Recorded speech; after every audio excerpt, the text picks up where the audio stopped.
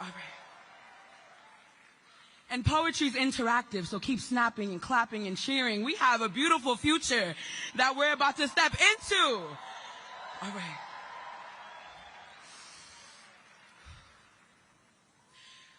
Field trips called for a walk to the bodega the morning of. Demanded a bacon, egg, and cheese of my $5. Said we gon' eat before we go to the Bronx Zoo. Always on the D train, always on Wednesdays, always free entry. The train was us hood kids' magic vessel into Wonderland. We made steel poles our enchanted forest, wished upon the stars of its lights, and tapped our feet to the sound of the underground roar. We say the most Bronx trip you could attend was the Bronx Zoo. Was the one that was cheapest for the school budget, was the one that all of our mommies could afford, was the other place where caged beings live. Say the mark of nativity is watching other things in capture, is being a witness to the cage, is celebrating the fact that at least we voyage together. Say we dream of home too. I say I'm from New York, and I mean, I've been going to the same braiding shop on Fordham since I was 11. I found the rhythm of fingers twirling my hair into soil and blossom and named it my favorite beat. I say I'm from New York, and I mean, I recite Hey Ma by Cameron and Dile al Amor by Aventura in my sleep. I mean, I dream of song. These be the gospel tunes that made black aunties and tias jump up in praise. I mean, La Pompa, the fire hydrant, was our baptism, and these streets are my church. I say, I began to count the pigeons, how they became holy in my chest too. You black-winged angel, you remind us all of flight. I mean, we dance to anything. The no music clap applies to all situations. It fills the void of disremembering. I say light feet, and we stomp hard, and we don't stay still. I say I'm from New York, and I mean, my high school didn't have a gym or an auditorium or a first week ritual that didn't involve a memorial. I mean, they keep trying to shut down my library to build a precinct in its place. I mean, I learned my poverty by learning other people's wealth. I say underfunded. I say we hungry. I say I am song. I say concrete palace. I say our mothers built this. I say my people are buried here, so it must be mine. I say I hold these bodies like the ground does, and I mean, I'm gonna make it home, mama. I mean, this city won't swallow me. I mean, this country can't pick me from its teeth. I mean, billionaires better make room for us. I mean, we gon' eat before we go. I mean, we coming. I mean, we here. I mean, if these city lights are our stars, then we not too far from them at all. I mean, if the pigeons can fly, then we can too. I say we black and brown and poor and trans and queer. We're eternal. We build, so we burn. It is cultural practice to refuse to die. Thank you. Thank you. Thank you.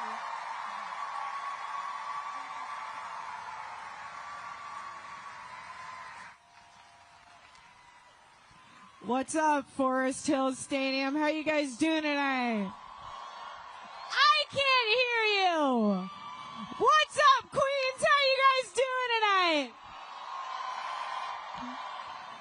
On the left, how y'all doing tonight? On the right, how y'all doing tonight? In the back, how y'all doing tonight? Hey guys, what's up? My name is Sarah Sherman and I'm a comedian. Oh, stop.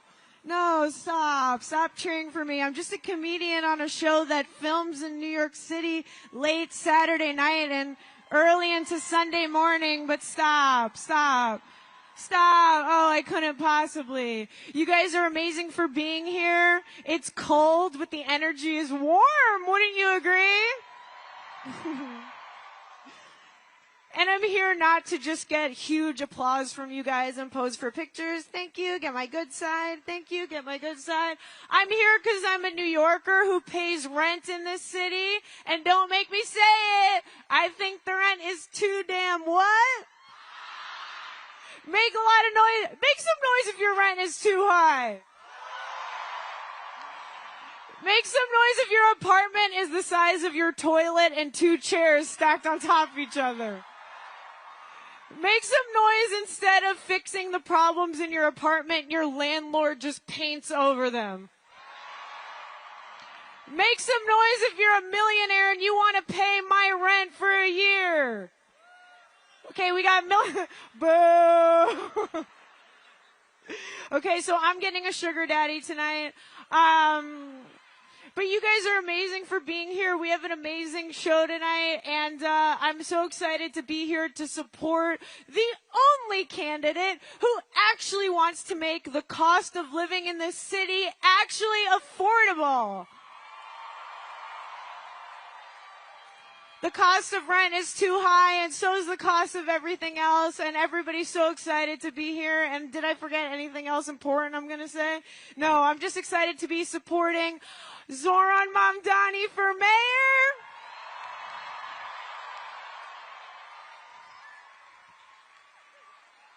I'm going to be your MC tonight, so get used to seeing my ugly, sweaty ass.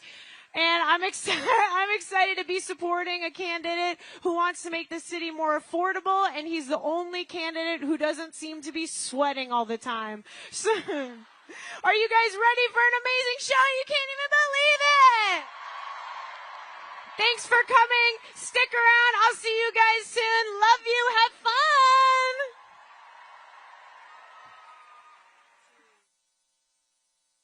This is what it actually looks like. Showing up day after day after day and making it clear that the fight that management is picking is not just with the workers of this one company. It's with this city at large, where workers do not have to beg for what they deserve. Here, Zoran was with us on the picket line from day one. We won the best contract we've ever gotten.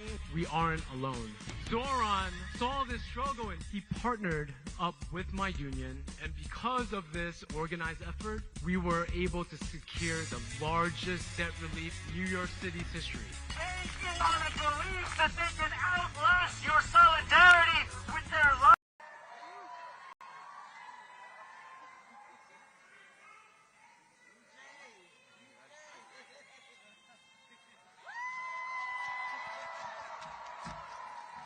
Hello, everyone. My name is Arturo Navarro Tresero.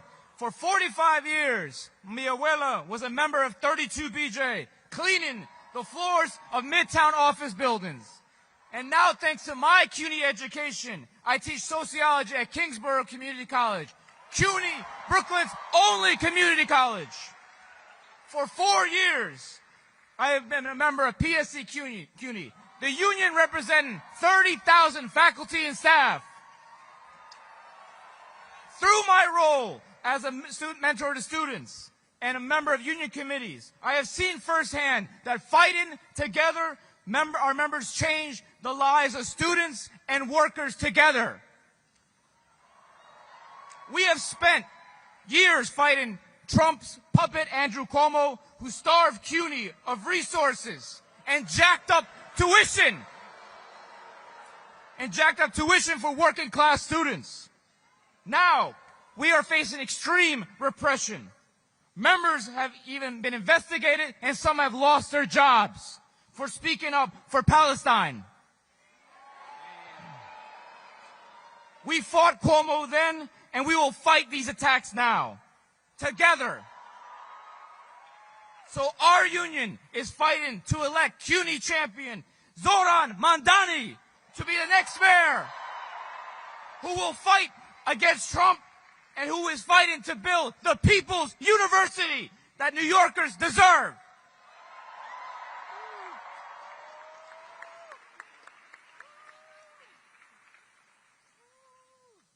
What's up, New York?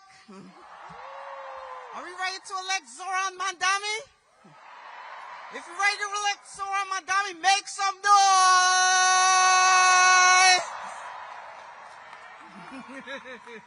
All right, my name's Clarissa Baines. I am a non-security officer at a major commercial building in Midtown Manhattan, and I'm organizing to win the union with 32 BJ. 32? 32? 32! 32! Now, did you know that our city has 82,000 low-wage security officers? Did you know that the average officer makes $40,000 a year? $40,000 a year? That's poverty wages. Poverty. And almost 40% of us do not have health insurance. Whoa. I had a few health problems over the years, and each time I have to pay out of my pocket. It's no good. But I'm here to let you all know that we are fed up. But we have big plans. Later this week, we'll be at City Hall, fighting for legislation to set wage, benefits, training standards for all security officers in New York City. So that bill is named after our New York City hero, Mr. Alada Etienne. May he rest in peace. Our fallen security officer who gave his life while protecting others during a mass shooting in Midtown Manhattan. May he rest in peace. And in my workplace, I'm organizing 32BJ and my coworkers to organize a union, not only in my building, but for all 30 buildings serviced by my employer. So thank you, Zoran Mandani, standing with Alad's family. And when tragedy struck, our security officers in our fight, we got your back.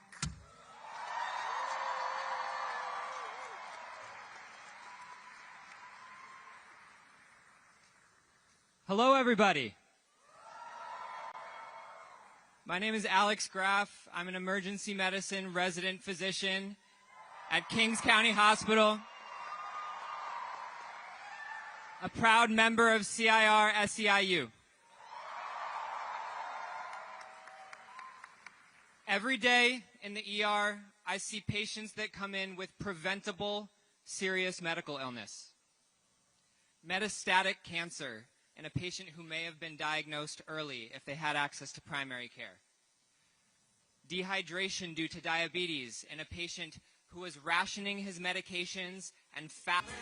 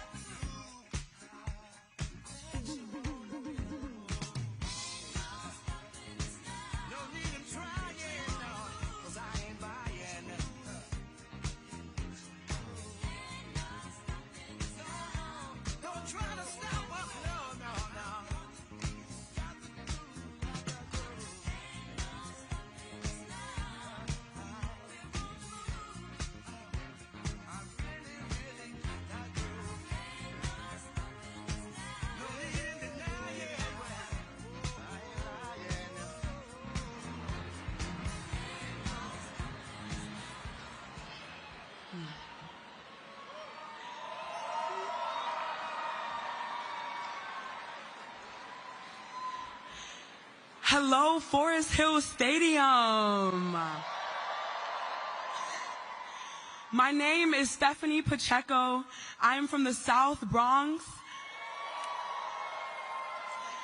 I have the pleasure of being your 8th U.S. National Youth Poet Laureate. And as we march into this new city together, it is my honor to present to you all a poem commemorating my neighborhood and our city the way that we must always remember it. All right. And poetry's interactive, so keep snapping and clapping and cheering. We have a beautiful future that we're about to step into. All right.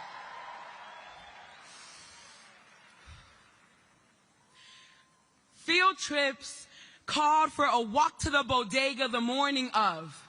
Demanded a bacon, egg, and cheese of my $5. Said we gon' eat before we go to the Bronx Zoo. Always on the D train, always on Wednesdays, always free entry. The train was us hood kids' magic vessel into Wonderland. We made steel poles our enchanted forest, wished upon the stars of its lights, and tapped our feet to the sound of the underground roar. We say the most Bronx trip you could attend was the Bronx Zoo. Was the one that was cheapest for the school budget, was the one that all of our mommies could afford, was the other place where caged beings live.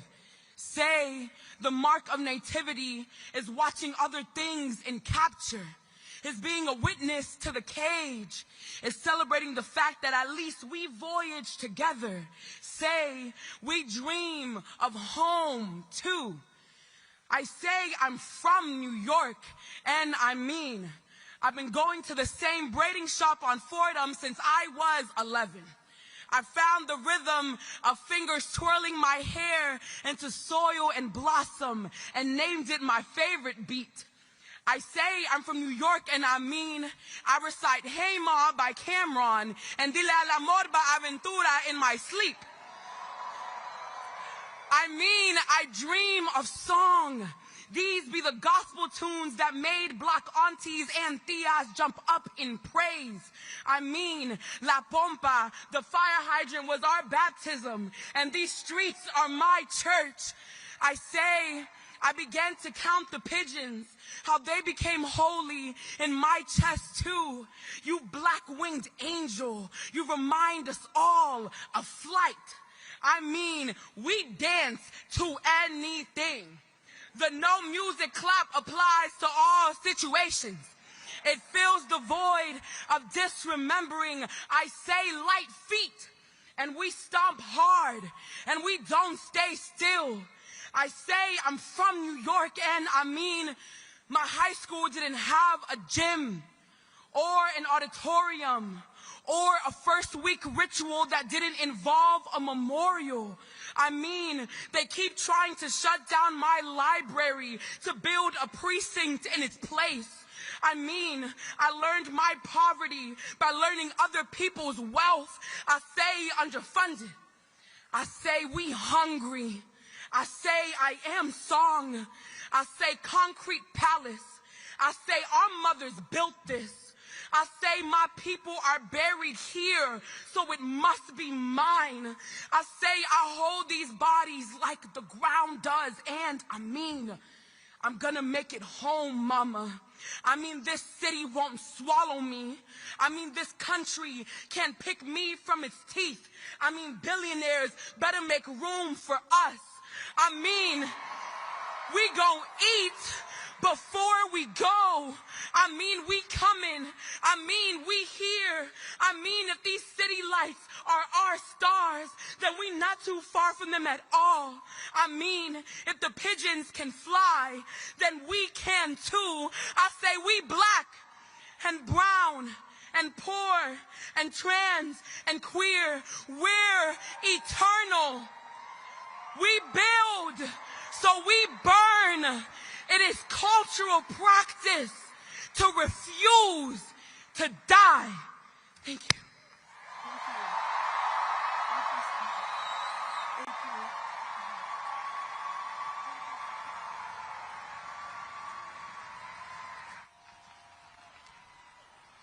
What's up, Forest Hills Stadium? How you guys doing tonight? I can't hear you. What's up, Queens? How you guys doing tonight? On the left, how y'all doing tonight? On the right, how y'all doing tonight? In the back, how y'all doing tonight? Hey guys, what's up? My name is Sarah Sherman, and I'm a comedian. Oh, stop. No, stop cheering for me. I'm just a comedian on a show that films in New York City late Saturday night and early into Sunday morning, but stop. Oh, I couldn't possibly. You guys are amazing for being here. It's cold, but the energy is warm. Wouldn't you agree? And I'm here not to just get huge applause from you guys and pose for pictures. Thank you. Get my good side. Thank you. Get my good side.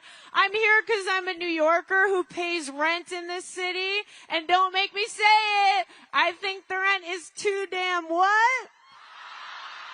Make a lot of noise. Make some noise if your rent is too high.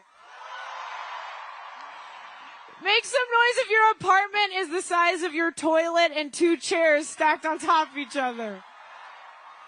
Make some noise instead of fixing the problems in your apartment, your landlord just paints over them. Make some noise if you're a millionaire and you want to pay my rent for a year. Okay, we got Boo! Okay, so I'm getting a sugar daddy tonight. But you guys are amazing for being here. We have an amazing show tonight, and I'm so excited to be here to support the only candidate who actually wants to make the cost of living in this city actually affordable. The cost of rent is too high, and so is the cost of everything else, and everybody's so excited to be here. And did I forget anything else important I'm going to say? No, I'm just excited to be supporting Zohran Mamdani for mayor.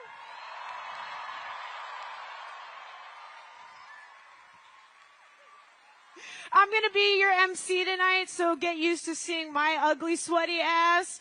And I'm excited to be supporting a candidate who wants to make the city more affordable, and he's the only candidate who doesn't seem to be sweating all the time. So, are you guys ready for an amazing show? You can't even believe it! Thanks for coming. Stick around. I'll see you guys soon. Love you. Have fun.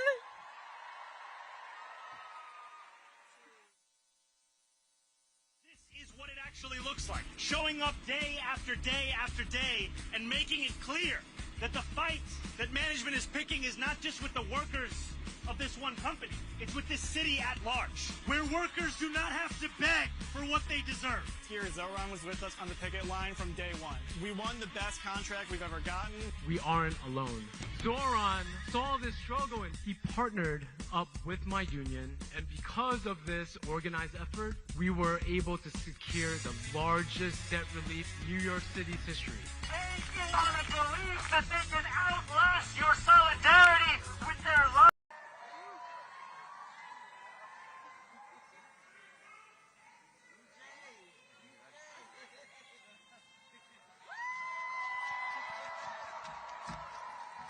Hello, everyone.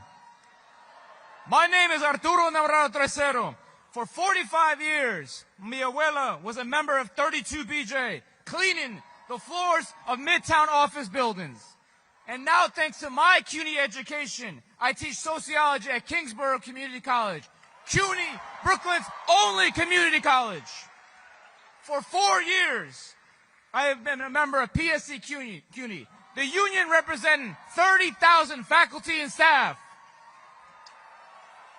Through my role as a student mentor to students and a member of union committees, I have seen firsthand that fighting together, our members change the lives of students and workers together. We have spent years fighting Trump's puppet Andrew Cuomo, who starved CUNY of resources and jacked up tuition for working class students. Now, we are facing extreme repression. Members have even been investigated, and some have lost their jobs for speaking up for Palestine. We fought Cuomo then, and we will fight these attacks now, together.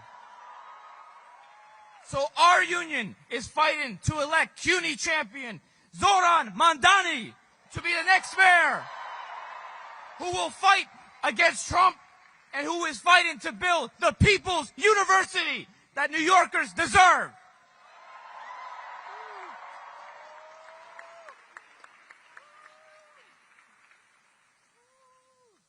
What's up, New York? Are we ready to elect Zoran Mandani? If you're ready to elect Zoran Mandani, make some noise!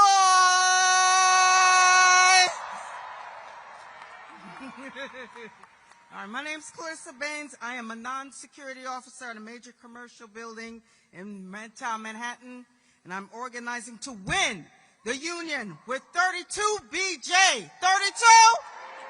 32? 32! 32! Now, did you know that our city has 82,000 low-wage security officers? Did you know that the average officer makes $40,000 a year? $40,000 a year? That's poverty wages. Poverty. And almost 40% of us do not have health insurance. Whoa! I had a few health problems over the years, and each time I have to pay out of my pocket. It's no good.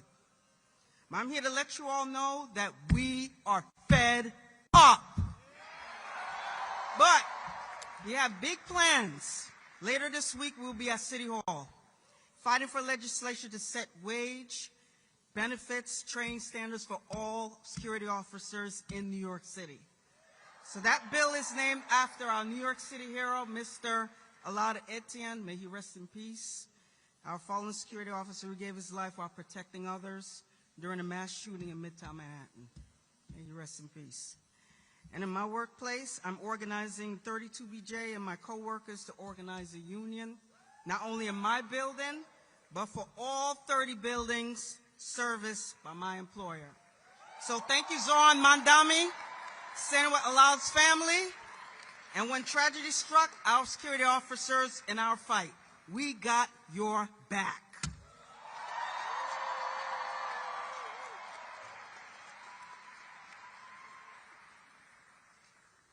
Hello, everybody. My name is Alex Graff. I'm an emergency medicine resident physician at Kings County Hospital, a proud member of CIR-SEIU. Every day in the ER, I see patients that come in with preventable, serious medical illness. Metastatic cancer in a patient who may have been diagnosed early if they had access to primary care. Dehydration due to diabetes in a patient who was rationing his medications and fasting during an insurance gap. A mother with a complex neurologic problem that had to prematurely end her hospital stay because she couldn't get childcare. This affordability crisis is literally killing my patients. It is so demoralizing to feel like I've done everything that I possibly can for my patients, but when they leave the walls of the hospital, it will have no impact on their long-term health because they cannot afford the things they need to live. The billionaire class is gutting the social safety net to line their own pockets. This is going to disproportionately affect working class community of color, and it's a tool of structural racism. That is why we must build a healthcare system that is for people and not profit.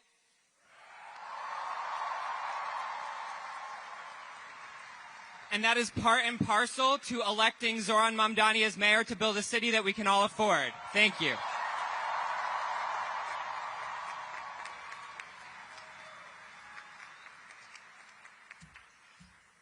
Good evening, fellow New Yorkers. My name is Debbie Feuerman. I'm a social worker at a community mental health center at Maimonides Hospital in Brooklyn. And I'm a proud member and a delegate of 1199 SEIU Union.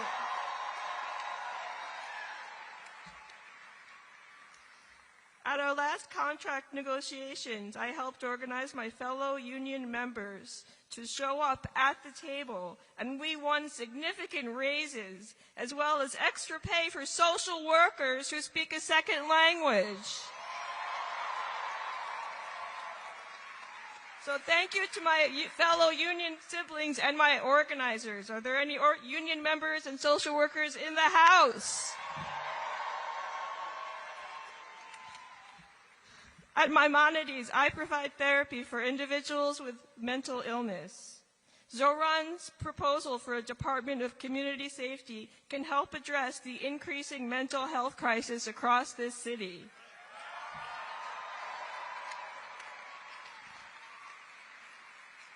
The police are not trained to work with people experiencing a mental health emergency. We have to keep everyone in our community safe, including the people experiencing a mental health crisis. Right? And I've learned as a social worker, individuals living with severe and serious mental illness like schizophrenia, they deserve and need empathy, connection to long-term housing and social services.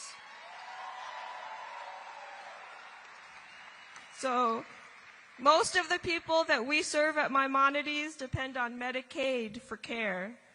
So the mental health crisis is only going to get worse after the federal Medicaid cuts kick in if we do not act. And I'm proud to say, and if it matters, I happen to be Jewish. And yesterday, I proudly cast my vote for Zohran Mamdani to help us address these issues. Thank you.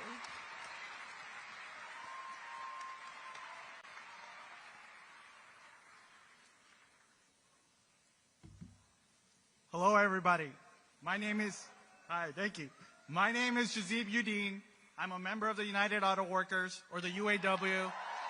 Thank you. I'm also a postdoctoral researcher at Weill Cornell Medicine. So my day job or my research focuses on understanding the impact of the immune cells in our gut and how they can be harnessed to develop new therapies that can improve patients' quality of life.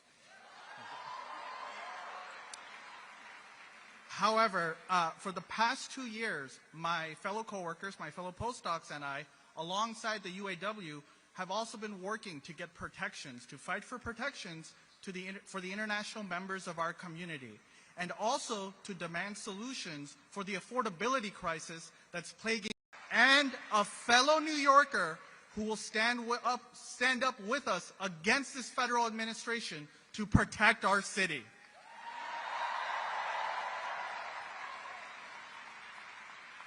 The UAW was the first union to endorse Zoran. And if it is necessary to go on the picket lines, we know Zoran will have our back, just like he has in the past. Thank you, everybody, and please remember to go out and vote.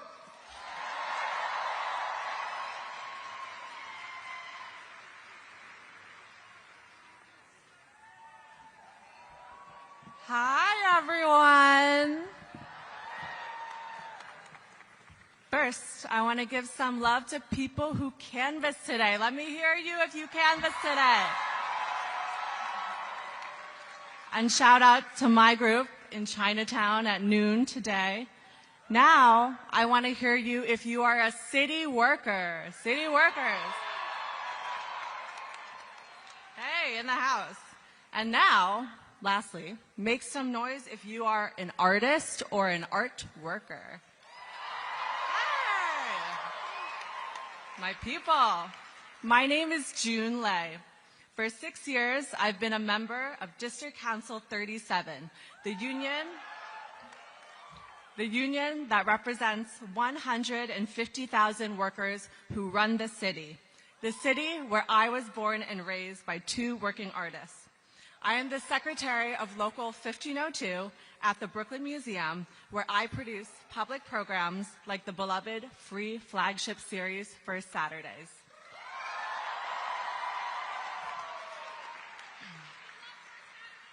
Thank you. This spring, our museum's management attempted to lay off 40 union workers.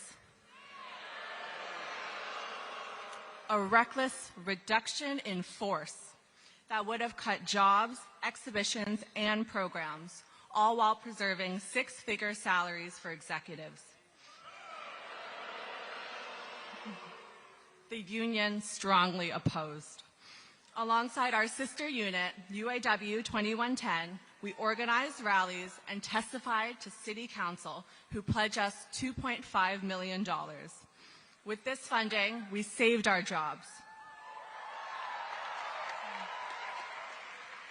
We protected our collections and our visitors, artists, musicians, writers, students, and children from Brooklyn and beyond.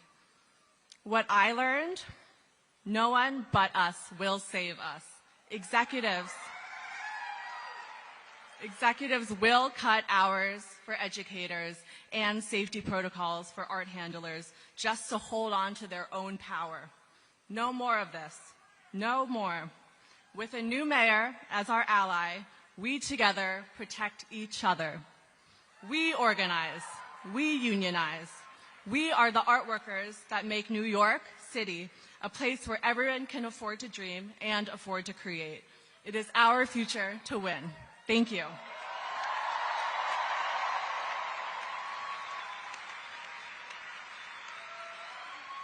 Hi, how's everyone doing tonight? Hello. My name is Kai Fritz. I'm a Starbucks barista, proud union member, and New Yorker. And I'm here today because I know that New York is not for sale. And I want to live in a New York for workers, not for corporations. Starbucks and its CEO, Brian Niccol, are the embodiment of corporate greed and oligarchy. Niccol was paid $96 million last year for just 120 days of work. That is 6,666 times what a barista like me makes. His wealth comes at the expense of workers like me, our health care, our rent, our grocery bills. This is a broken system, but we are fighting back, and we are fighting to win. Starbucks Workers United is one of the fastest growing union movements of this century. Over 12,000 of my union siblings have organized and inspired workers all over the world, and we are not backing down. Our fight for a fair contract is part of a larger struggle for dignity, for justice, and for an economy that works for all of us. Not greedy corporations, not billionaires, not oligarchs, for all of us. We know Zohran has our back and will be with us on the picket line if we strike, and we need all of you to join us too. No contract, no coffee. Zoran's fight is our fight. Workers need a mayor who will take on corporate greed and make the city truly affordable for all New Yorkers. And that is why I am proud to vote for Zohran on November 4th. Thank you.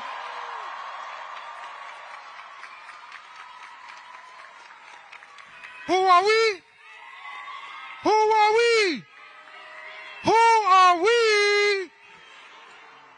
Yes, sir. My name is Curtis Bodie. I'm a proud resident of the Bronx, and most importantly, a proud union member of the Hotel, Gaming, and Trades Council, HTC. My union and I have fought tooth and nail to win the best wages, benefits for hospitality workers, and because of our contract, we was able to thrive through the hardest times. When the pandemic hit and tourism collapsed, my brothers and sisters and I had a lifeline. That contract is set to expire this July.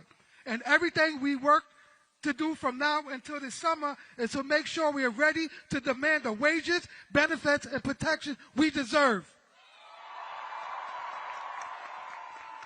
This fight will decide the future of 3,000 workers and their families for the next decade. And with so much on the line, we need a mayor to stand with us, not sell us out. That's why I'm proud to stand with my union and supporting Zoran Mandani for mayor.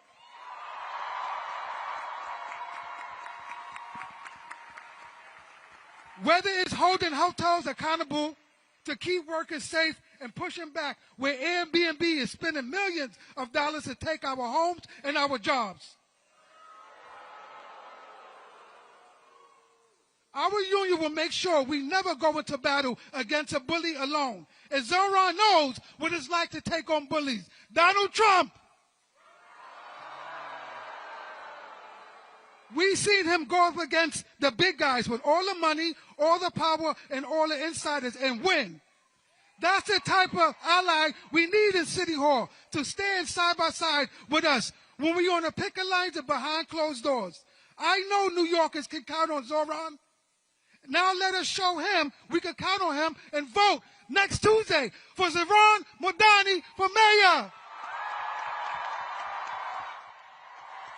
Please put your hands together for a visionary leader and fighter for workers everywhere, SEIU President April Verrett.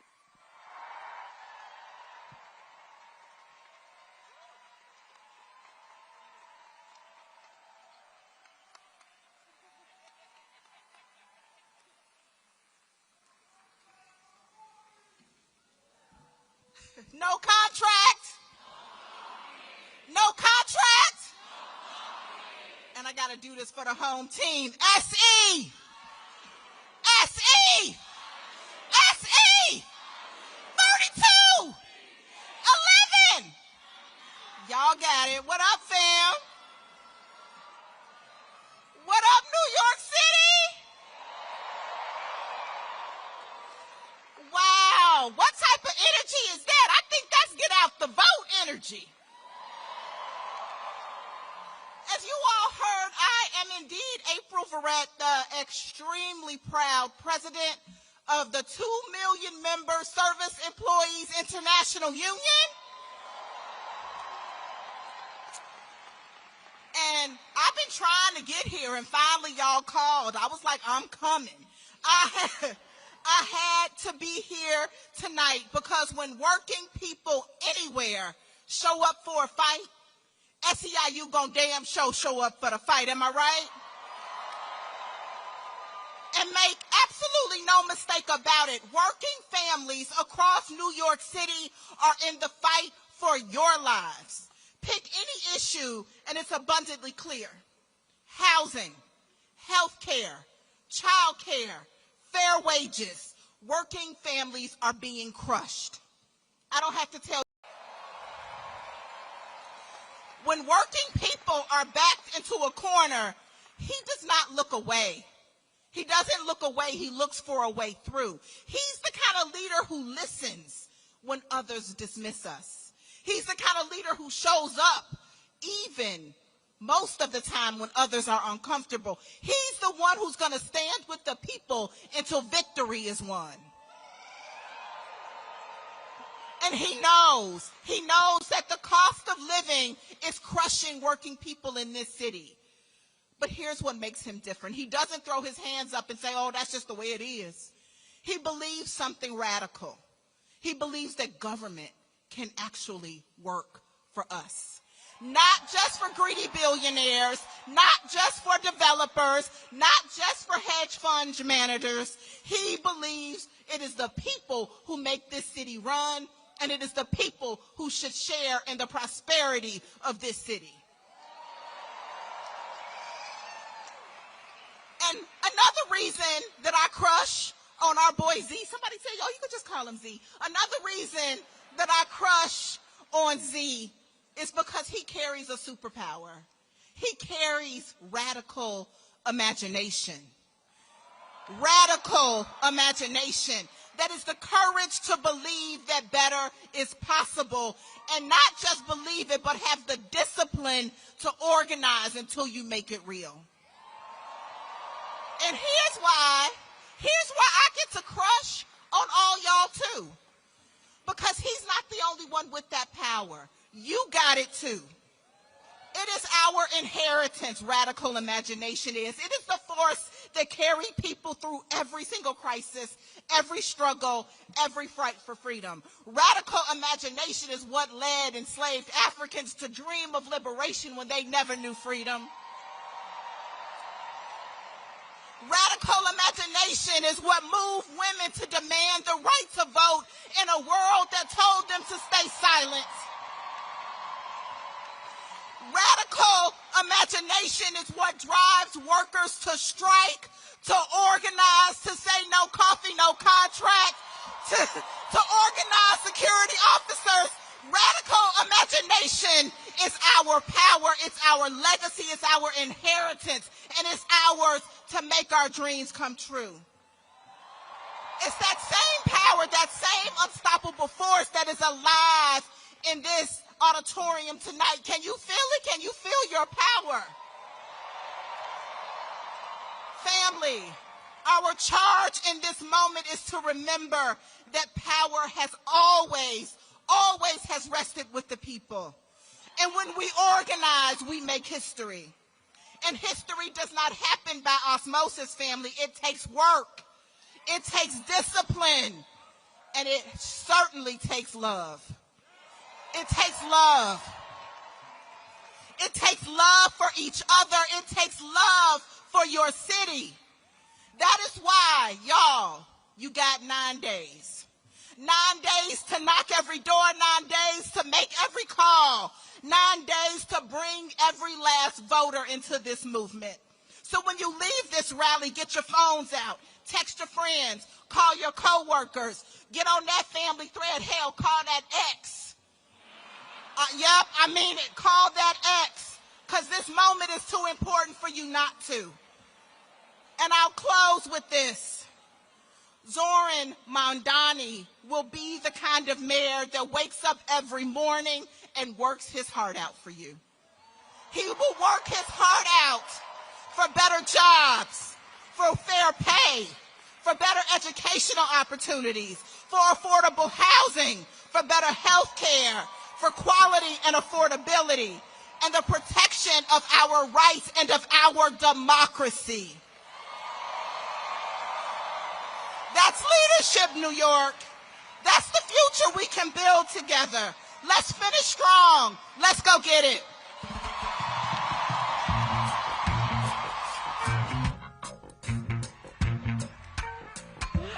Thank you, President Verrett. Keep it going for President Verrett. And keep it going for all the workers fighting for better wages and democracy in the workplace. Make some noise if you're a worker.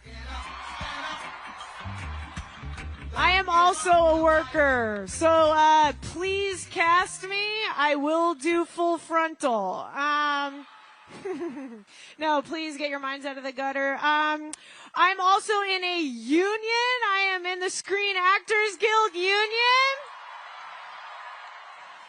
Brag alert. Make some noise if you are in a union. Make some noise if you want to be in a union. That's right. Zohran Mamdani is the only candidate running for mayor of New York City that actually cares about workers and unions. So make a lot of noise for that. Make some noise if you're never going to get tired of making some noise today. Workers rock. Stick around. There's a cool video. I'll be back. Bye.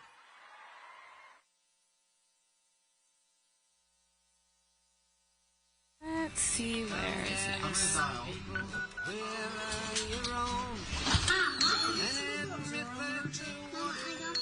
So much, I think, what you encounter in terms of canvassing is not even people being hostile to a candidate. It's that people are really, really reticent to put trust in politicians. And I think that canvassing is an opportunity to try to build that trust. Canvas launches that continued in the pouring rain. Strangers who care about those they will never meet. Climbing floor after floor of the 6th floor walk-up. in the rain, in the sun, in the snow. This, for many of you, is the first time that you've gotten involved in politics. First time that you've actually thought, maybe I need to go out on this dreary Sunday evening. No, you came to be surrounded by other folks who are just as energized as you are. All we need is someone with the will and the strength and character to fight for us. People really believe in this man, and I kind of do too. I don't kind of, I do. Dreaming demands solidarity. When I look out at this room and out onto the midnight skyline, that is what I see.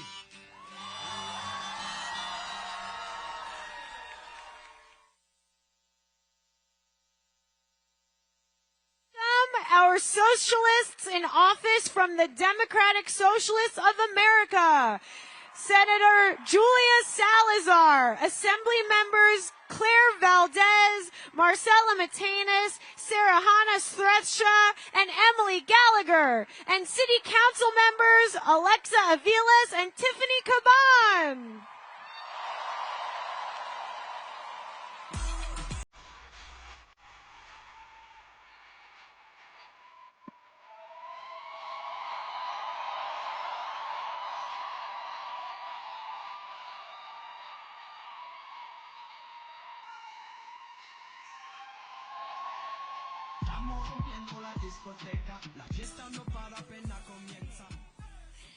Good evening, everyone.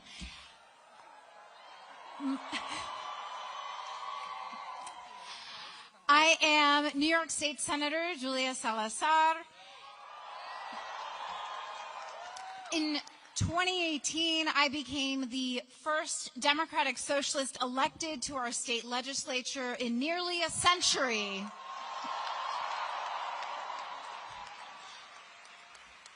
Before that election, I was an everyday New Yorker, like many of you, organizing with my neighbors to demand better from our elected officials. But rising costs and skyrocketing rents were making it harder and harder for working people to stay in our neighborhoods. And fellow DSA members told me that I couldn't stay on the sidelines. So, we launched a long-shot campaign that year for State Senate with a promise to fight for everything that working-class people deserve. The odds were against us. My opponent had held elected office for 26 years, and he was part of a political dynasty backed by wealthy donors and corporate real estate. We were a scrappy grassroots campaign. Does that sound familiar? But in 2018, we won because we had the power of the people on our side. You got a friend in me when the road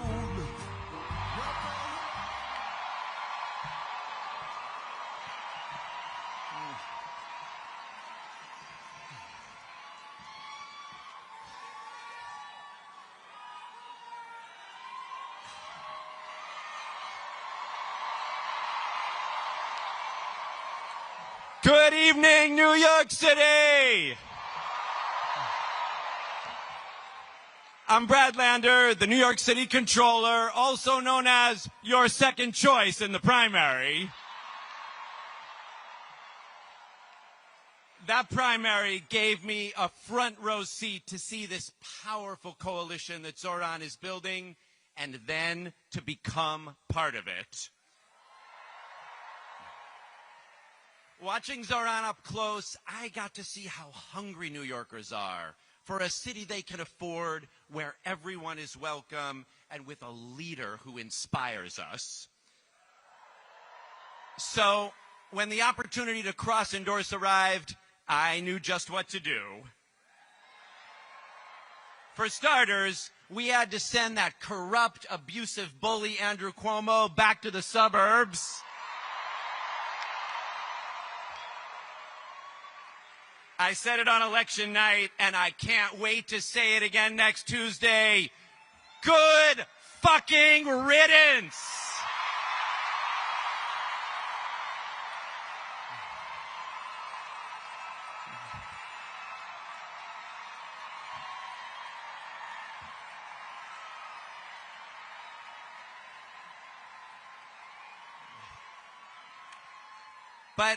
But our cross endorsement was more than ranked choice math.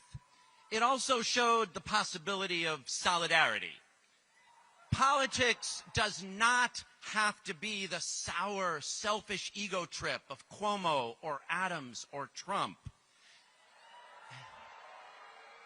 Politics can be a team sport for building the New York of our dreams. That's what Zoran is building. And that's what all of us are building. So I want to start by asking, how many of you, like me, are Jews for Zoran? Now, you might not think it from the press, but you could hear it here. Zoran's coalition includes hundreds of thousands of Jewish New Yorkers. We see in this campaign a way to fulfill Jewish values like B'Tselem Elohim, that everyone is created in God's image, or Ve'ahavta et Hager, that we're commanded to welcome refugees. On primary night, Zoran made a commitment to reach out to people who disagree with him. And since then, I have seen him keep that promise in dozens of meetings with rabbis and Jewish leaders, in house parties, in synagogues, at town halls, at Rosh Hashanah and Yom Kippur services. In each one, Zoran listened intently to people's hopes and also to their fears, including all too real experiences of anti-Semitism. With patience, with compassion, and with a plan, he has made it crystal clear Zoran will work to keep Jewish New Yorkers and all New Yorkers safe. Now, how many of you are Muslims for Zoran? Assalamu alaikum. I want to speak to you as a Jewish New Yorker because this race, especially in the last few days, has seen outrageous Islamophobia. For shame. Shame on you, J.D. Vance, and shame on you, Andrew Cuomo. Andrew Cuomo and his billionaire donors have sought to exploit both anti-Semitism and Islamophobia for his political gain. It's gross, and we won't stand for it. Jews and Muslims will not be divided against each other. Our safety, our freedom, our thriving is bound up together. And that's true in New York City, and it is also true in Israel and Palestine. Israelis will not be free and safe until Palestinians are free and safe. And that's why, even though this is a municipal election, we demand the end to the genocide in Gaza.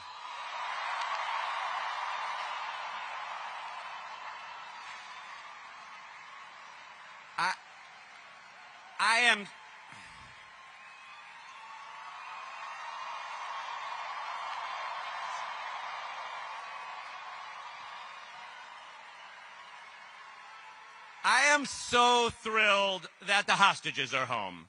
I met many of their families, many of them. Now the ceasefire must be honored, and aid must flow in, and a path to Palestinian freedom and peace must be found. We might see different ways of getting there, but we won't compromise anyone's humanity. And that includes immigrants coming to our city, fleeing violence and war and poverty. This spring,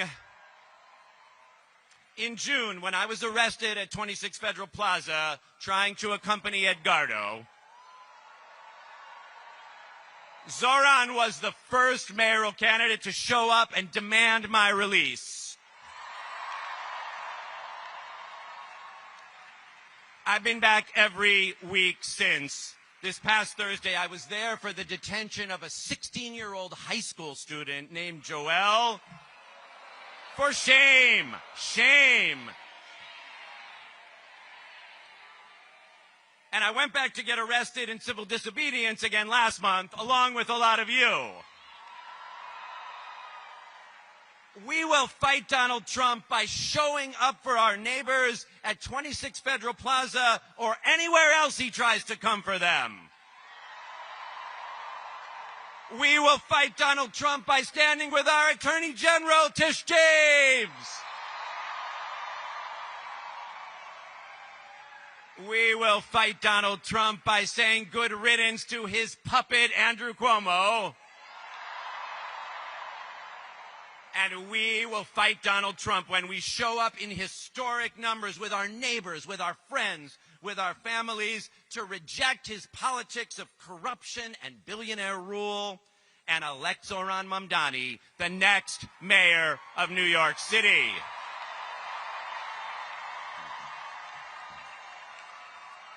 Because it's not Donald Trump versus Zoran Mamdani. It's Donald Trump versus New York City.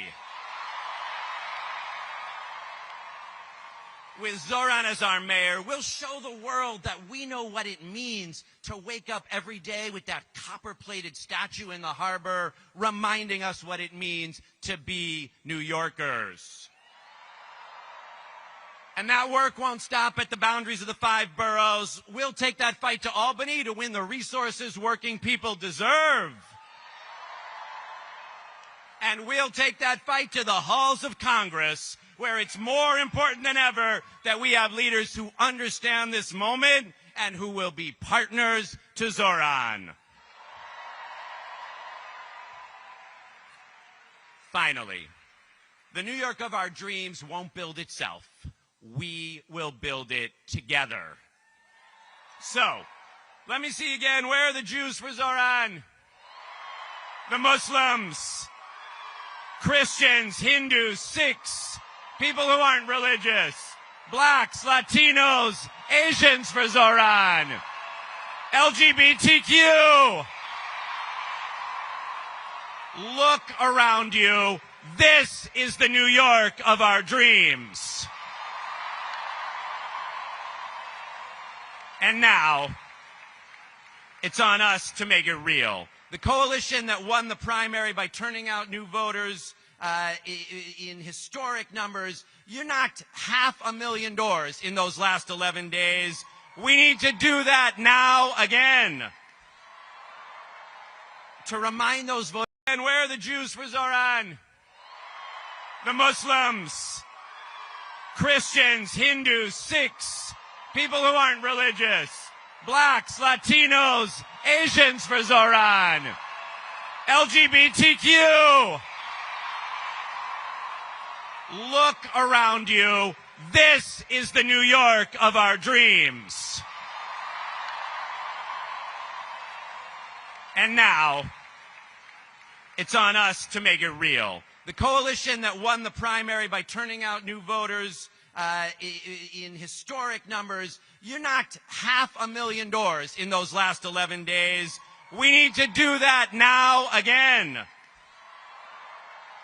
To remind those voters, there's one more election on November 4th for all the marbles.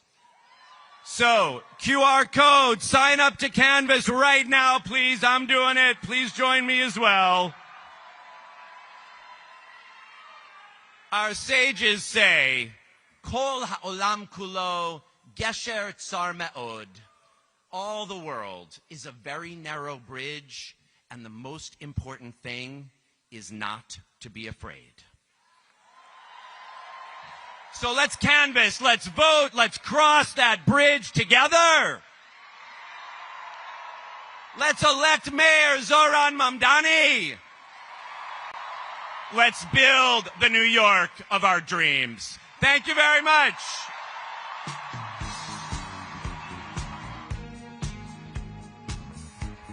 Keep it going for Brad Lander.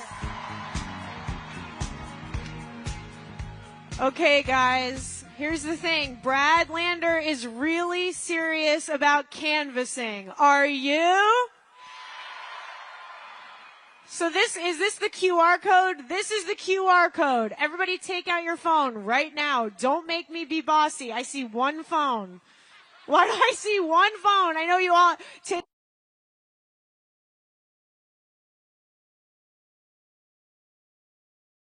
until every single person takes out their phone, does the QR code. I don't know how to do that, but you all do. And sign up for canvassing, because how many days do we have left? Is that true? Are you going to canvass tonight after this? Right. Is everyone, I'm going to wait until you all sign up to canvass. Sing with me.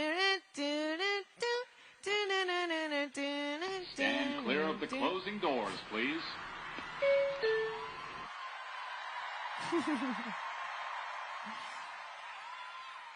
Hey guys, I wasn't finished singing, so you just silenced the female narrative at the round.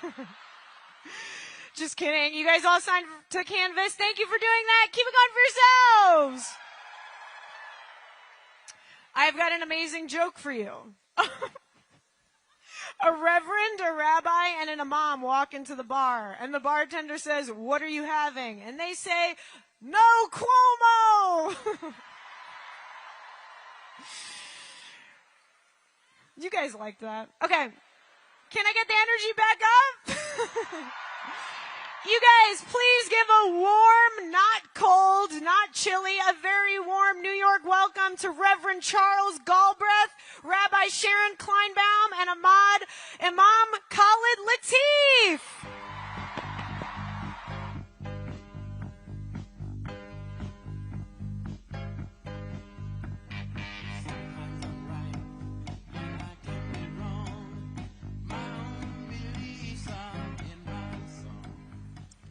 Good evening.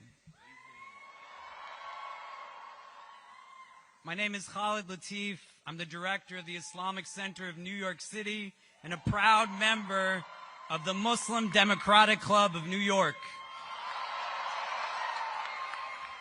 We are gathered at a time when too many people in our city and in our country are being told that they don't belong, when the language of our politics too often divides rather than unites, when people are made to feel invisible, not because of what they've done, but because of who they are.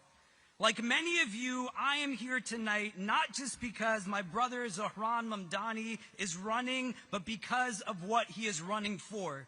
We are here not because it is fashionable, not because it is convenient, but simply because it is right. We are here because the moral fiber of our democracy is being tested. We are here because we refuse to allow the forces of hatred, greed, and fear to have the last word. The vitriol and bigotry that has unsurprisingly and unfortunately spewed itself from commentators, politicians, and political opportunists is the same tired Islamophobic rhetoric that has plagued our nation for decades.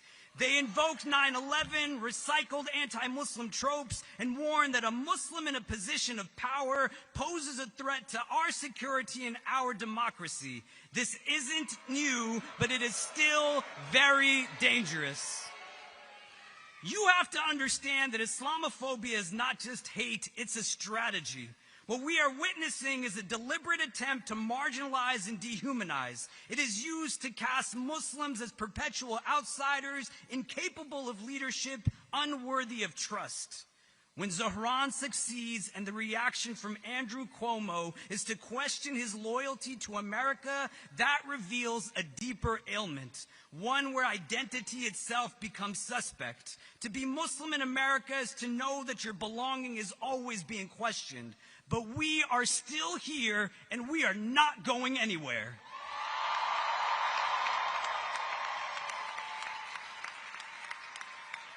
The same forces that target Muslims are also targeting immigrants, the working class, the homeless, black and brown people of all kinds. Really, anyone who comes from underserved and underprivileged backgrounds, especially those amongst them who dare to speak truth to power. Islamophobia does not exist in a vacuum. It is entangled with white supremacy, xenophobia, and anti-black racism. To me, anti-Muslim sentiment has always been a system of anti-blackness. To those peddling hatred in our political discourse, you should know that democracy thrives not on fear, but on radical empathy. It demands we trust one another, respect our differences, and elect leaders who reflect our collective identity, not just a narrow majority. And there is no doubt that those who believe in Zohran's leadership come from all walks of life. To everyone who is not a bigot, remember that we are stronger when we include and not exclude. Zohran's victory will not just be a political milestone. It is an invitation to dream bigger, to love braver, and to live up to our city's promise. We do not need to become what they fear in order to defeat them. We simply need to keep showing up with our hearts, our feet grounded, and our collective voice strong and unwavering. This is our city too, and we all belong here. We are here to say that justice is not just a slogan, it is a struggle. That love is not just a sentiment, it is a commitment. That every human being, no matter their faith, their color, their gender, their income, or their immigration status, has infinite value and unshakable dignity. That affordability is not just about rent checks and price tags. It's about whether ordinary people can live with stability, with joy, with hope. That a democracy that allows corporate greed to dictate who gets a home, who gets health care, who gets to dream, that is a democracy on life support. We may not have all the money, but we have a movement made up of the people. And when the people move, the ground beneath injustice begins to shake. When the people move, the walls built to divide us, they crumble. When the people move, the impossible becomes inevitable. To my brother Zohran Mamdani, keep showing them who we are by showing them who you are. We are with you every step of the way, and we know that your victory will not just be yours, but ours. It will belong to every family fighting to stay in their home, every worker demanding dignity, and every young person daring to dream of a fairer world. Because when you rise, Zohran, we all rise. When you speak truth to power, you remind us that the moral arc of the universe still bends towards justice, but only when we bend it together. So let's keep bending.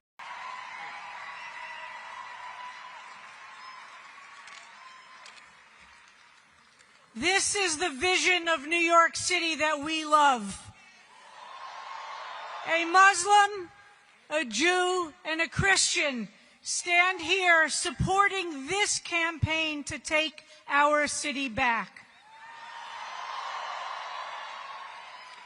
My name is Sharon Kleinbaum, and I'm a rabbi here in New York City who is dedicated to the vision of transforming this city into a place in which all of us live in peace and security and can afford to live in this city. In our Jewish story read this past Shabbat of Noah after the flood, God says to all of us, I set my rainbow in the clouds as a sign of the covenant between me and the earth. Now it is your turn to make sure the earth is taken care of. That rainbow was the first covenant, a promise of life and diversity, a sign that creation itself is holy in all of our colors, a sign that it is up to us to create a future free of corruption and violence, which we're told caused God to flood the earth with the Mabul, with the flood itself. Our sages then taught in Pirkei Avot, in the Mishnah, that the rainbow was one of the last things that God created. bein hashmashot, in the tender moment between day and night, when light and darkness touch but do not erase each other. That's the spiritual hour New York City lives in all the time, between light and shadow, wealth and poverty, despair and hope. And it is in that in-between place that holiness is born. Centuries later, two Jewish sons of immigrants, Yip Harburg and Harold Arlen, dreamed another rainbow into being. There was no rainbow in the original Wizard of Oz. In the depths of the Great Depression, they wrote somewhere over the rainbow. From a place of despair and hopelessness, we can imagine the creativity of a rainbow with color and vision and creativity. A vision not of escape, but of courage. A world in which people could live free and unafraid, where dreams and justice meet. That dream must be renewed in every generation. And we need leaders like Zoran Mamdani to help us keep imagination and creativity alive, to dream of the future and work hard to make it happen.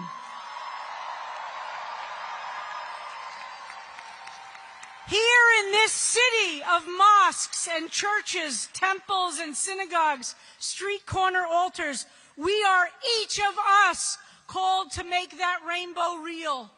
We must make sure we are creating a city which feeds the hungry, houses the unhoused, welcomes the stranger and the immigrant, and protects every single child's right to dream. We must be the carriers of that message. We must make affordable this messy, creative city of ours. Now, I know that I don't agree with our leader, Zoran Mamdani, in everything that he says. I don't agree with anyone on everything. But we in this city must model what it looks like to hold differences, that we can debate and discuss, argue and disagree, and stay in relationship. But one thing I know for sure, that Muslims and Jews must work together for a shared future of all of us, where the humanity of Palestinians and Israelis have a future of shared security, freedom, dignity, and justice. This can only happen when we all are working together with love and respect. And on issues related to New York City, we completely agree. We dream of a city where Jews and Muslims respect and care for each other. Forcefully, as a rabbi, I reject all attacks of Islamophobia and hatred of Arabs or of Muslims. This is not my Judaism. This is not my God.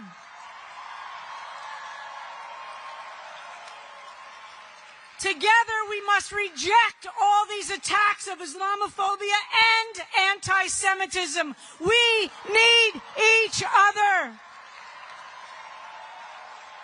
We dream of a city where God's keshet, or rainbow, bathes all of us in light and justice and in glorious tapestries of differences. And we always pray to remember that joy itself is an act of spiritual and political resistance. As a rabbi, I am grateful to Zoran for his commitment to fight anti-Semitism, for his commitment to protect all houses of worship, and to take seriously the fear that many Jewish communities live with. We dream of a future, and we make it real every day with our passionate commitment rooted in faith, relationships across all kinds of differences, and the leadership of Zoran Mamdani to take all of us and our city into a new future. Thank you.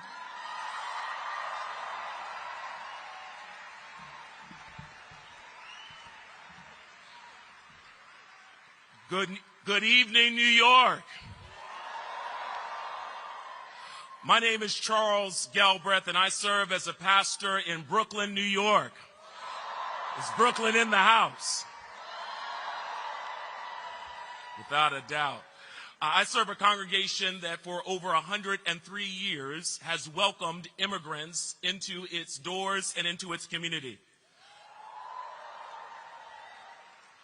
The faces and the places they have come from has changed, but we realize they are constantly and consistently looking to dream again. We recognize that many of our folks have been pushed and priced out. Healthcare costs has many people feeling helpless. For far too long, their dreams have been deferred, depressed, discounted, and just simply dissed. But I believe that there is a season coming. A season of recovery. In our text, it speaks about a brother who was a dreamer. And I believe that there is another dreamer who has a vision for New York City,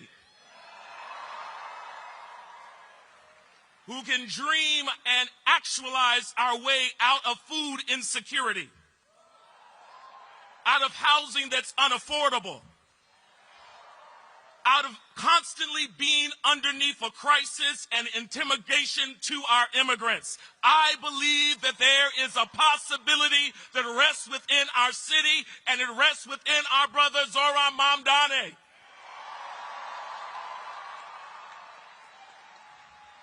In my sacred text, there's a story and narrative of Jesus where he sees folks who are hungry.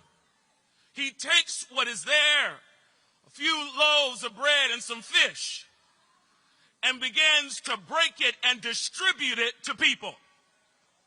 It's interesting because the text says he broke it, blessed it, gave it to the folks, and everybody ate. I believe it's possible to have a city where everybody can eat.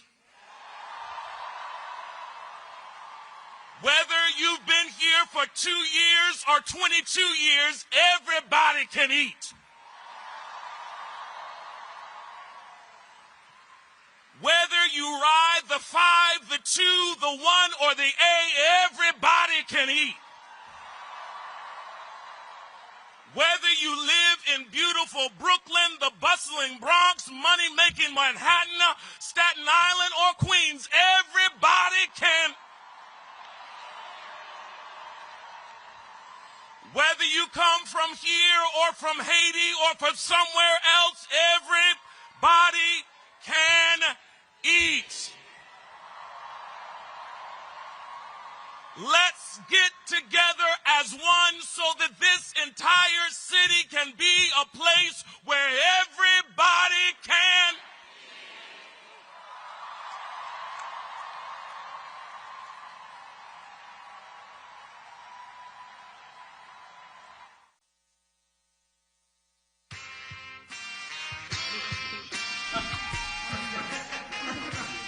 Not just slogans. These are commitments. Everyone should be able to raise a family in New York. We will deliver universal child care. We'll make the city affordable for everyone. Change is coming. New Yorkers deserve a city they can afford. We're gonna deliver. It's government's job to make your life better. That's exactly what we are going to do. It's Zoran's agenda. It's New York's agenda. It's our agenda. It's my agenda. All of these concepts are just ideas in the clouds if we do not elect Zohran Mamdani. Join me in welcoming the leaders who will help us bring this home. Governor Kathy Hochul, State Senate Majority Leader Andrea Stewart-Cousins, and Assembly Speaker Carl Hastings.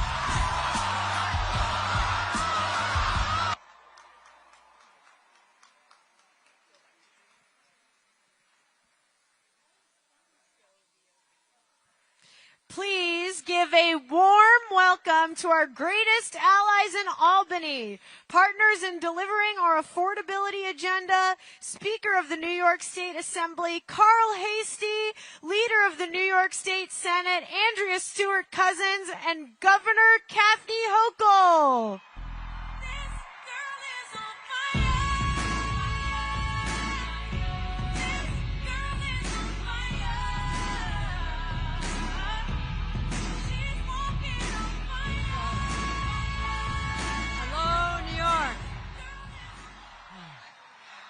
Here we are, everyone. It is great to see everyone. Tonight, we are here for one reason. Are you with me? Do you want to elect Zoran Mandani as the next mayor of New York?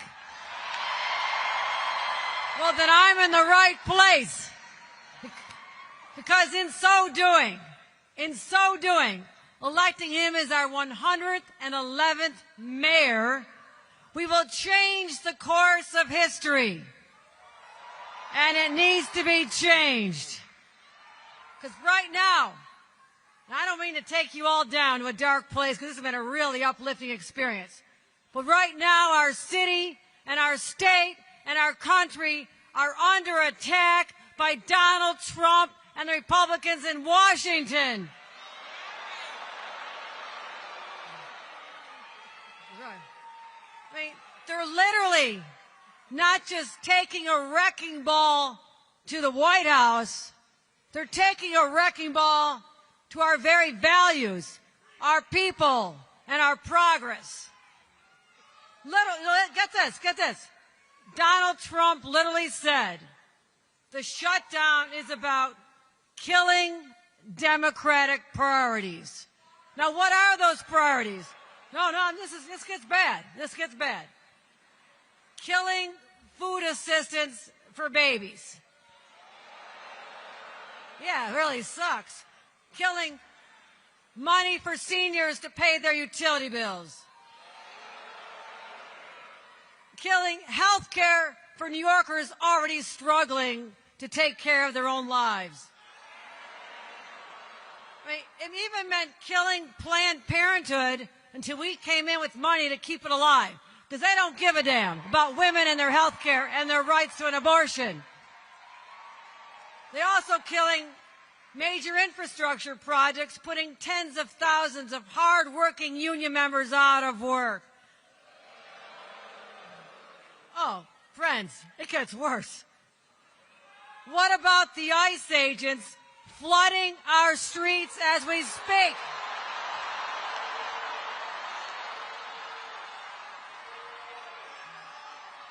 Canal Street, Queens, the Bronx, they're everywhere, and they're terrorizing innocent people. And we have had enough. Now Donald Trump says, oh, we're going after the worst of the worst, the baddest of the bad. They're splitting up families. And let me tell you this actually happened. They took away mothers of babies who were nursing them and separated them. This is how cruel they are. Okay, how do you top that? Now, no, it continues. It's going to continue. It's all bad. Now, they're going after our Attorney General, Tish James. They go after Tish James, they can come after any of us. But here's what they did not count on. Here's what they did not count on. They always forget this about us. When we get punched, we fight back, and we fight back hard. We don't just fight, we win. Because time and time again, New Yorkers have been knocked down, and we get up stronger, louder, and more resilient than ever before. So I'll be fighting every day with my partners on the same side, Andrea Stewart-Cousins, and our Speaker, Carl Heastie. Give them a round of applause.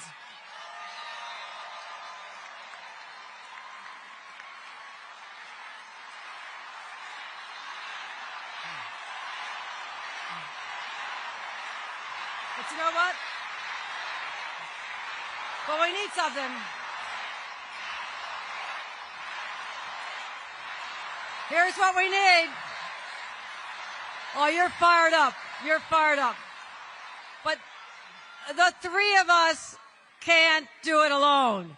We need a fighter in City Hall who wakes up every day, ready to punch and fight for the working people of the city, and that person is Zoran Mandani. And this is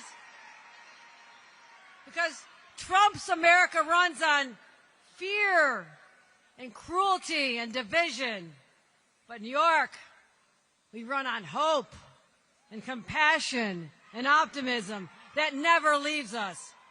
So I say we are the state that does not back down, and I'm going to be working closely with Mayor Zoran Mandani.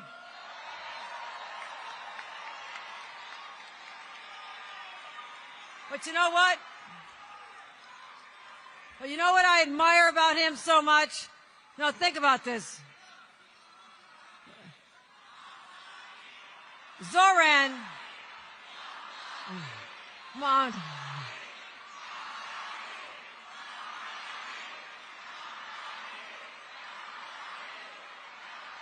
But you know what you should take inspiration from? Think about the fact that every single time people have forced him to endure hatred and threats, trying to use his faith or his name as a weapon, you know what he's done? He doesn't get out in the gutter with everybody else. He rises up with grace and courage and grit. That's the kind of leader we need. That's what we need.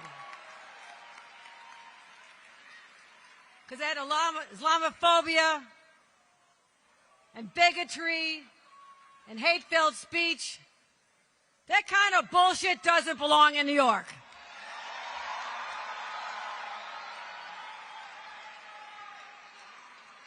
And I see in him someone who sees a New York that is affordable because we want to live here. We want families to grow here. We want them to prosper. So we need more housing. But you know what? Here's something I can tell you about personally. New York's first mom governor, we need more child care. And it has to be universal. Child care for everyone who wants it. So here's what we're going to do.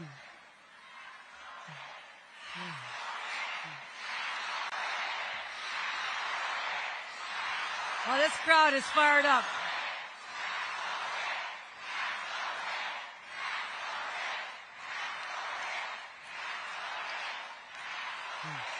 All right.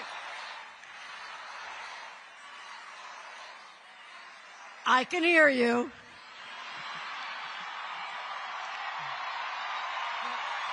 I can hear you. But here's, my friends. You want to see Zoran or not? Okay. Okay. All right. Listen, I got one plea for you. I love to see this energy and this passion, and for those. And what an honor it is to look out onto this crowd and to see the city I love. At New Yorkers who, amidst this despair, have continued to believe in a world better than this. And I will tell you, New York City, if we can change the page in the biggest and best city in the United States of America, we can change the page in our country too. With every block walked, you have refused to normalize a politics of cruelty, of greed, of exploitation. I want you all to take a look around and find someone you don't know. Maybe somebody doesn't look kind of like you. Maybe somebody who might be of a different religion than you. Maybe they come from a different country. My question now to you is, are you willing to fight for that person as much as you're willing to fight for yourself? Nobody is an island into himself or herself, right? We all got it from somebody else, and I got it from other people, and they got it from somebody else. And, you know, the fight for justice has gone on for a few thousand years. Bernie said something to me that we are all in this struggle because someone brought it to us. But he also said, not me, us.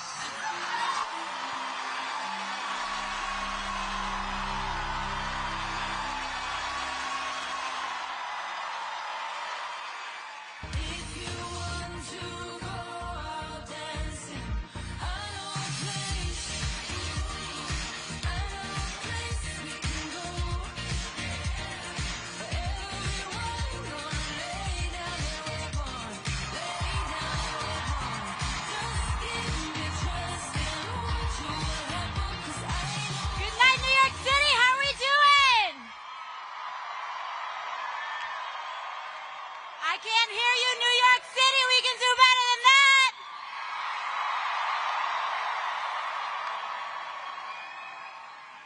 It is so good to be home. And it is especially great to be gathering with you all tonight in Queens, New York, the world's borough, the jewel of America. Just in this slice of New York City alone, we represent over 100 languages and cultures. We welcome people of all religions, faiths, and creeds. We honor all genders, races, orientations, and status. And here, we defend immigrants.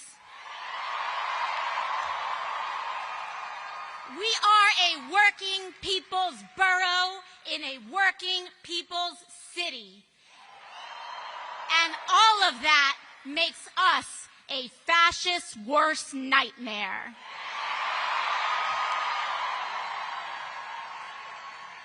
Queens, we gather here today at both a perilous moment for our country and on the precipice of hope for our city.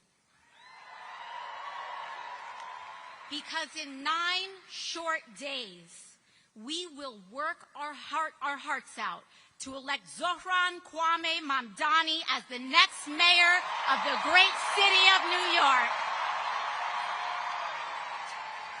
And it is going to take all of us. But to be honest, it always has.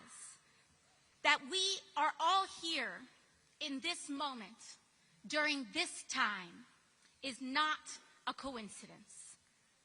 And it is also not a coincidence that the very forces that Zohran is up against in this race mirrors what we are up against nationally.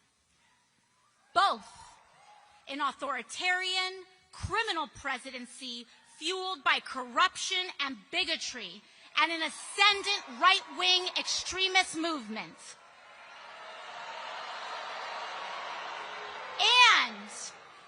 And an insufficient, eroded, bygone political establishment, this time in the form of Andrew Cuomo, whose pursuit of power has blinded them from what that power is supposed to be used for in the first place, which is to aid and put the working people of America and New York City first. And Queens, both of these challenges are fueled and funded by the same billionaire class whose apparent greatest fear is an equitable, affordable, and prosperous nation and city for all, not just the very few. But we have been here before as a city and a country, and we have won before, and we will win again on November 4th. Because Queens, it has always been in our nation's darkest chapters that our brightest lights emerge. And we, each and every one of us, whether we like it or not, are living history today. From our nation's beginning, American democracy has always reflected the struggle between humanity's highest and lowest natures, between subjects and citizens, the Confederacy and the Union, freedom and bondage, labor and capital rights and regimes. And it is no different today. The struggle of our time today is the single most unjust concentration of wealth in the hands of the very few, unseen in our nation's history and the world's history. And it is a time such as this, in which demanding what should be considered the most basic tenets of human dignity, that is considered a radical and outlandish act. It is a time such as today when demanding affordable housing is considered a radical and outlandish act, that we can afford our lives, our groceries, our transit, is considered an outlandish and radical act, that we accept our neighbor as ourselves, a radical and outlandish act. But we must remember, in a time such as this, we are not the crazy ones, New York City. We are not the outlandish ones, New York City. They want us to think we are crazy. We are sane. To demand an affordable and decent housing, a decent wage, the right to health care, that we pay to care for our people instead of the flattening of Palestinians and oppressed people abroad is not a radical act. It is basic and core humanity. That is why the election of Zohran is as important as our cause today. Childcare, buses, rent, and our rights. Here in New York City, it is the jewel and the center of all that is possible in America. And on November 4th, we will prove that today. We will prove it to the world, and we will prove it to the nation. And we will send a loud message to President Donald Trump that his authoritarianism is no good here. We will send a message that to ICE, that secret police do not belong here. And we will demonstrate the heroism that exists in the everyday people throughout our city. Heroism like that we saw last week, a young woman in a polka dot dress standing up to a secret police officer in Canal Street. She is New York City. The young man in a white helmet jumping off his bicycle saying, "Not in my neighborhood." That is New York City. The line cooks and the delivery workers every day serving and making sure that we are clothed and fed and that our children are cared for. That is America, New York City. That is who we fight for. That is what this victory is about. The line cooks and the delivery workers every day serving and making sure that we are clothed and fed and that our children are cared for. That is America, New York City. That is who we fight for. That is what this victory is about. Because New York, America, our freedoms and our future. When I think about what is happening throughout our nation today, and what Donald Trump has even done, reflected, symbolic of so much in his demolition of the White House and the East Wing. We see what he's doing to that, and we must let him know that this injustice, no matter what he's doing, that house doesn't belong to him, New York. It belongs to us. It belongs to the people of this country. And I want us all to remember and to know that the future, our future, is not determined by a despot in a house built by enslaved people. Our future will be determined not in a house built by slaves, but in a city built by freemen, in a city built by unionists and immigrants and suffragists. The bricks laid by working people, past, present, and future, the seamstresses and the unionists who paid for our rights in blood. This city was built by the Irish escaping famine, Italians fleeing fascism, Jews escaping Holocaust, Black Americans fleeing slavery and Jim Crow, Latinos seeking a better life, Native people standing for themselves, Asian Americans coming together in Queens, in Brooklyn.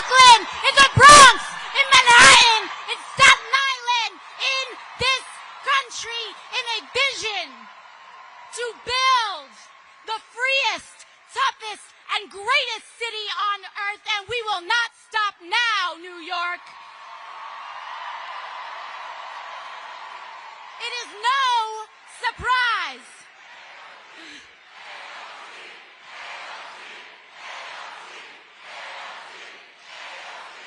NYC, baby, NYC.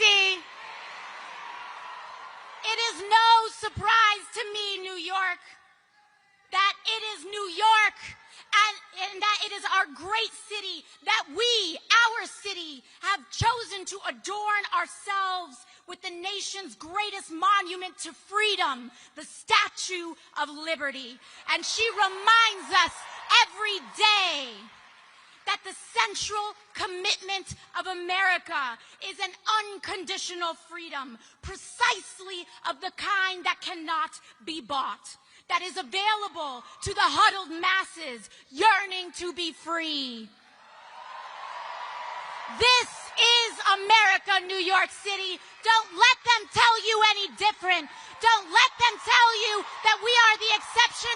We are the rule. We are the standard. We are the acceptance, and we set the bar for America. I'm talking to you, Donald Trump.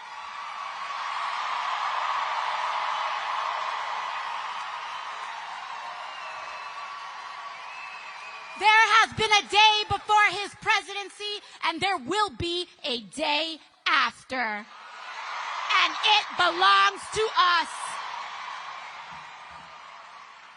Thank you, New York. I love you, New York.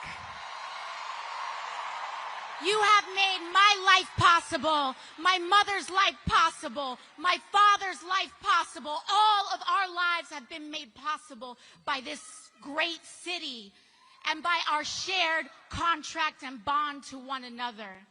And it is my honor tonight to introduce to you all another great-born New Yorker. From Brooklyn.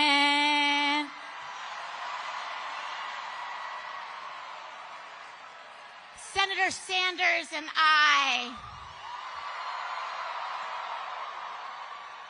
recently came in. We were in Indiana last night. We both paid a visit to the home of the great Eugene Debs. And I had the honor of presenting Senator Sanders last night with the National Eugene Debs Award, in which the foundation and the people who steward Debs's legacy have honored Senator Sanders as the foremost leader and advocate for labor and class struggle in the United States of America. And it remains such a great privilege and honor to call him a friend, a mentor, a treasured person that we have, and a New Yorker, that's right. And so I know we all love him so dearly. And so let's make sure that we give him the biggest rousing welcome that he receives this year in introducing Senator Bernie Sanders.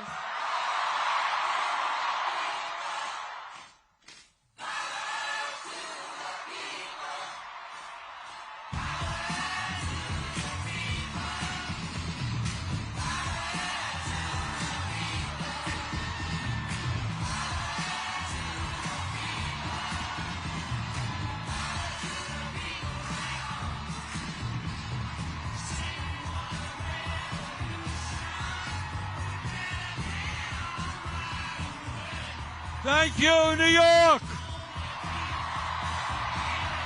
Whoa. And let me thank the people of New York for sending Alexandria to the U.S. Congress. She is not only one of the great members of Congress, she is inspiring working people and young people all across the country. Thank you, New York. Now, everybody knows that a New York City mayor's race attracts a lot of attention. That's not new. It's the largest city in the country. You got 8 million people. Everybody is interested in what happens here. But this mayor's race, my friends, is different. It is not just the folks here in New York City who are paying attention. It's not just people all across our country who are watching this race. It is not just the President of the United States who seems to be very, very concerned about who wins this election. The truth is that people all over the world are paying attention to what will happen here a week from Tuesday. Now, why is that? Why has this campaign created such an unbelievable amount of interest, literally all over the world? And the answer is obvious. These are not normal times. This is not a normal election. This election takes place at a moment in American history when we have a rigged economy with more income and wealth inequality than we have ever had in the history of our country.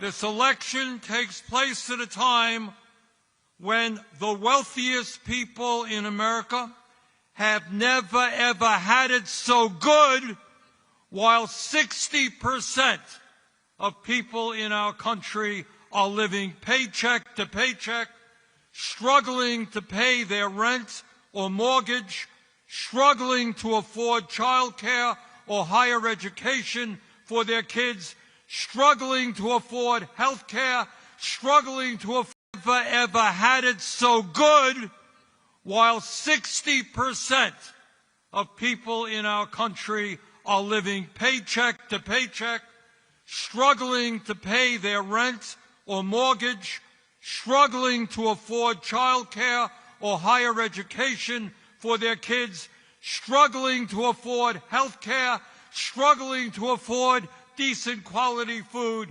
struggling how to figure out how they will retire with some shred of dignity after working their entire lives. This election takes place when the United States of America, the wealthiest country in the history of the world, has one of the highest rates of childhood poverty and senior poverty of almost any nation. And when in this rich country, 800,000 Americans, including many veterans, are homeless. This election takes place at a time when we have a president who has given $1 trillion in tax breaks to the top 1%, has given $900 billion in tax breaks to the largest corporations in our country. And to pay for those tax breaks, he is throwing 15 million Americans off the health care they have by slashing Medicaid. And in addition, he is forcing over 20 million Americans to see a doubling in their health care premiums. This election is taking place when we have an administration in Washington which every day is moving us toward an authoritarian society, undermining our Constitution and the rule of law. This election is taking place when we have a corrupt campaign finance system which allows billionaires in both political parties to select the candidates they want and to buy elections. Ordinary Americans get one vote. You get one vote. Meanwhile, billionaires get the opportunity to spend as much as they want to elect the candidates they want. That is the context in which this election is taking place. That is why this election is so enormously important, and that is why Zohran Mamdani must become the next mayor of New York.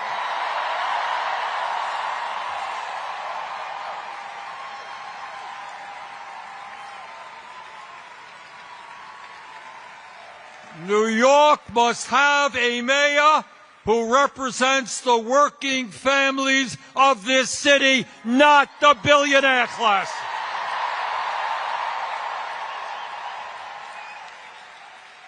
The reason why this campaign has generated so much interest around the world and so much excitement is that people want to know the answer to one very simple question, and that is, in the year 2025, when the people on top have never ever had so much economic and political power, is it possible for ordinary people, for working class people to come together and defeat those oligarchs?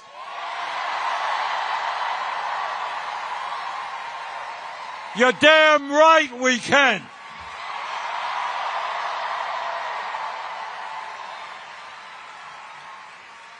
And let me tell you something else.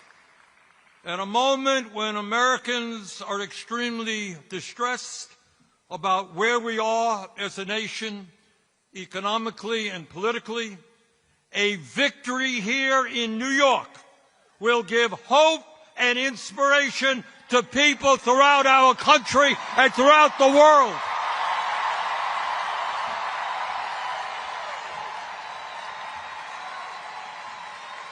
That is what this election is about.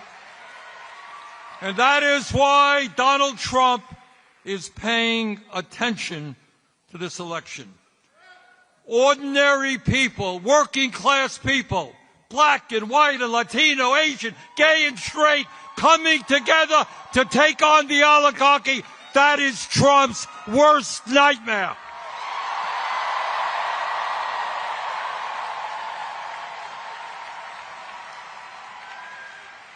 And what Trump and his oligarchic friends know, that if New Yorkers come together and elect Zoran, we can do that from California to Maine. We can defeat the oligarchy.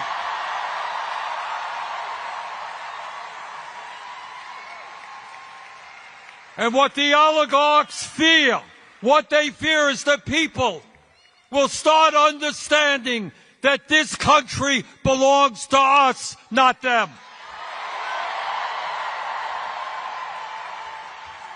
And all over the country, when people are inspired, when people are standing up to power, they will ask some very simple questions.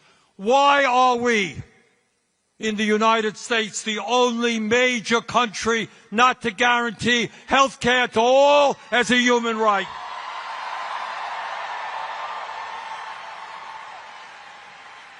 Why aren't we paying our teachers the salaries they deserve,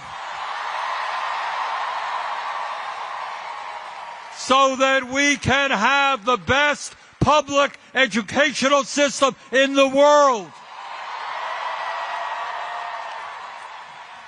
Why aren't we doing what used to exist in New York and all over this country 70 years ago? Make public colleges and universities tuition free.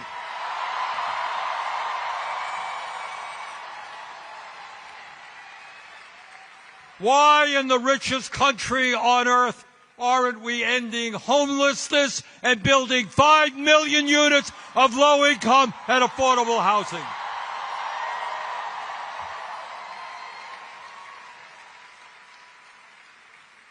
Why don't we make it easier for workers to join unions? And why don't we raise the national minimum wage to a living wage?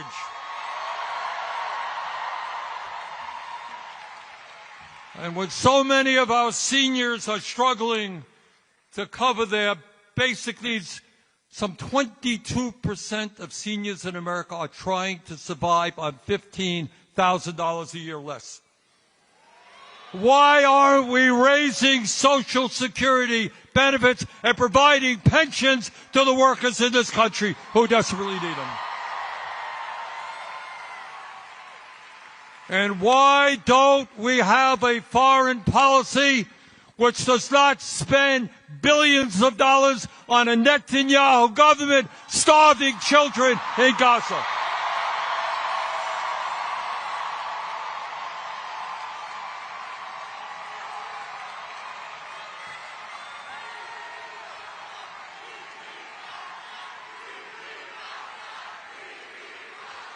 In other words, my friends, a victory for Zoran will help Americans understand that in the richest country in the history of the world, there is nothing we cannot accomplish.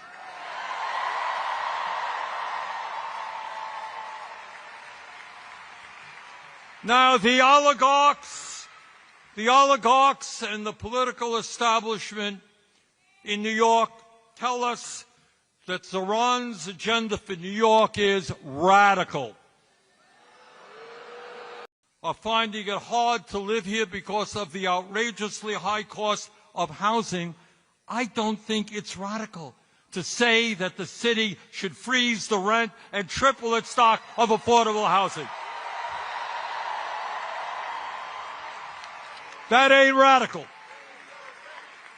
At a time when working families can't afford the high cost of childcare, and psychologists tell us the most important years of human development, intellectual and emotional, are 0 through 4, why shouldn't we have a situation where every child in America gets the best quality childcare we can provide?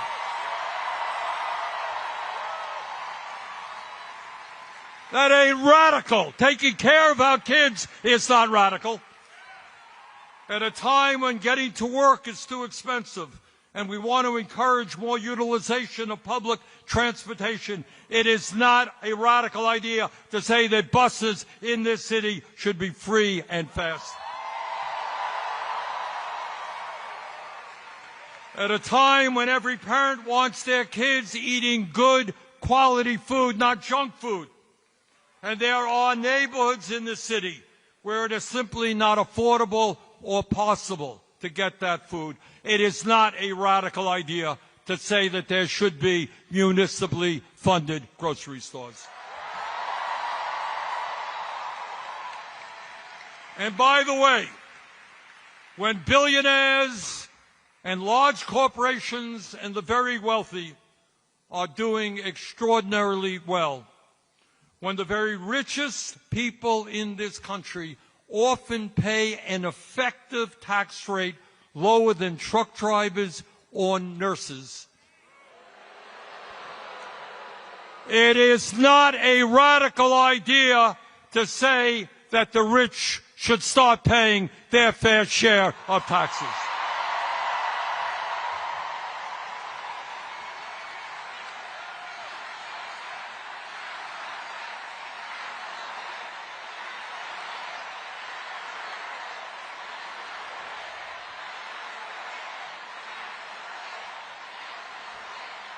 Brothers and sisters,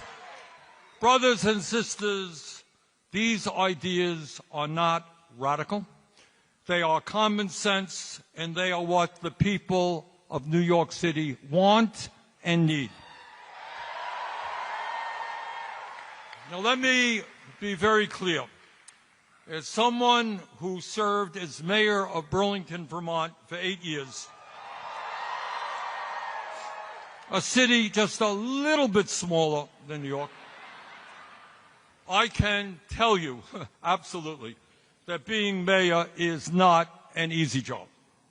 In local government, the people hold you accountable for everything. For picking up the trash, for crime problems, for the quality of education their kids receive, for traffic jams, blame the mayor. And that's what mayors have to deal with. And it is not easy.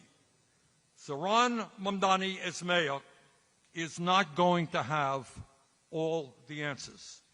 The problems facing this country and every other major city in America are in fact enormous. So let me say this to you from the bottom of my heart. When he is elected,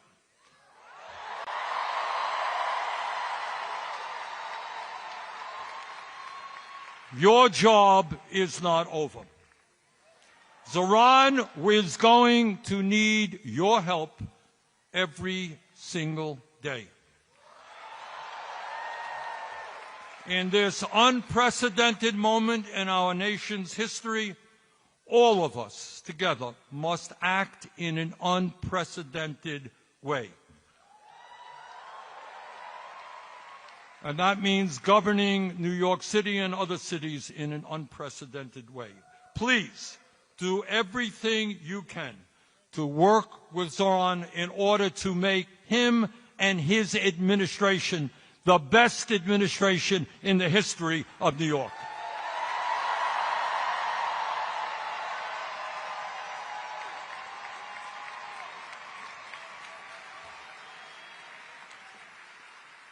Let me conclude by saying this, and I say this again as somebody who became mayor of Burlington, Vermont in 1981 by winning that election by 10 votes after a recount.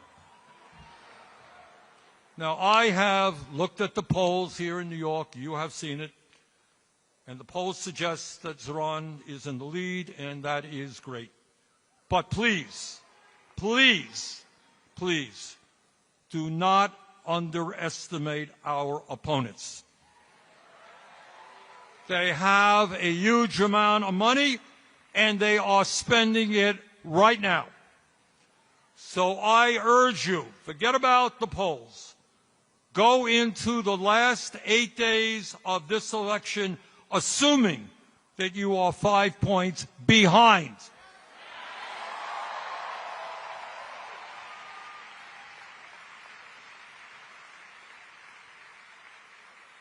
So what you guys are going to have to do, along with the other 80,000 volunteers in the Mamdani campaign, you've got to do everything that you can to bring people to the polls in early voting, which is taking place right now, and on Election Day. None of us want to wake up the day after the election and find that we lost that election because our opponents outworked us. That must not happen.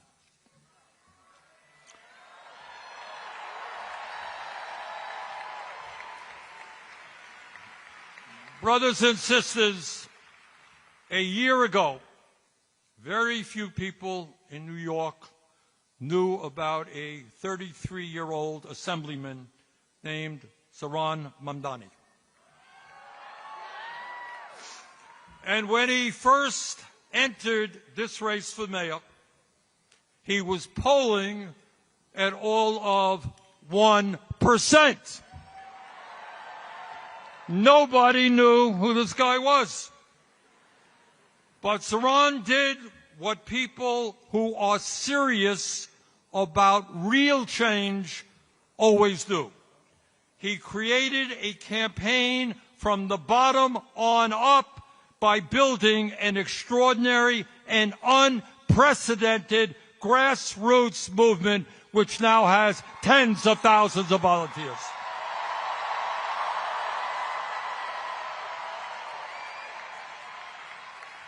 Unlike his opponents, he didn't go running to the billionaires for campaign contributions. He went to the people with an agenda that made sense to them. And despite being outspent 4-1, Zoran won the primary. And brothers and sisters, with your help over the next 8 days, this young man is going to make American history. It is my honor to introduce the next mayor of the city of New York, Zoran Mandani.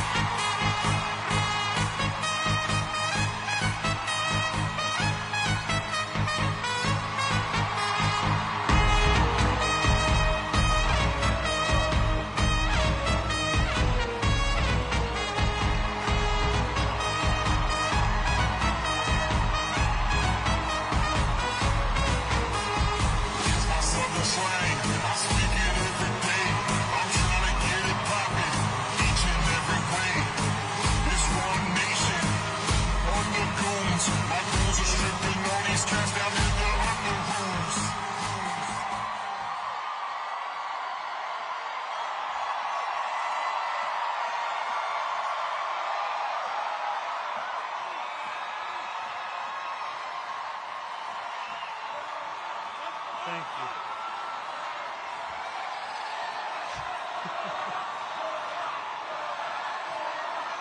Thank you so much.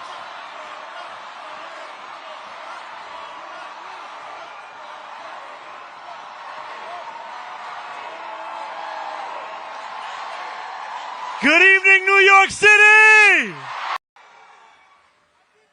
Habibi, how are you? It is so good to see you all here tonight.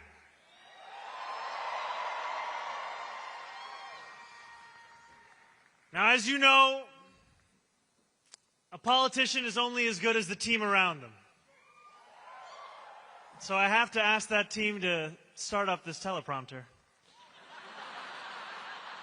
Because right now, it's off the top of the dome.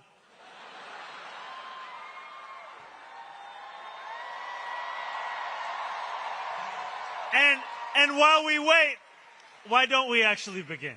Can we first hear a round of applause for our incredible MC, Sherman?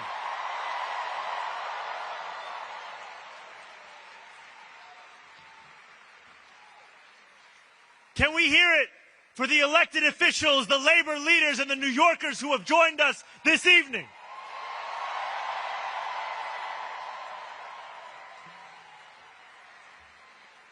And can we hear it for Congresswoman Alexandria Ocasio-Cortez?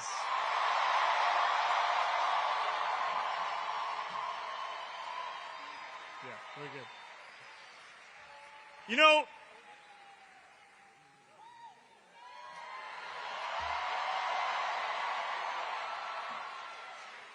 there are many things one can say about our Congresswoman, but I want to tell you a story about 2021. When we went on a 15-day hunger strike and won $450 million in debt relief for working-class taxi drivers, the Congresswoman was there with us on that picket line. She was there with us on the phone after everyone else had gone home. And she was there with us again in the primary of this election. And that's because she's there for working people. And now we are just getting started. And let's please make some noise for Senator Bernie Sanders.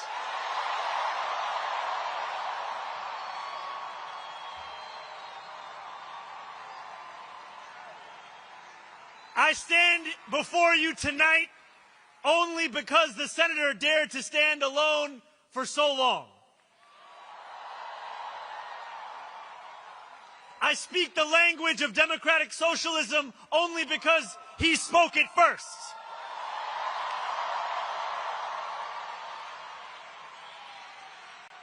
And when I ran for state assembly almost 6 years ago to the day, it was at Bernie's rally in Queensbridge Park where I led our first canvass.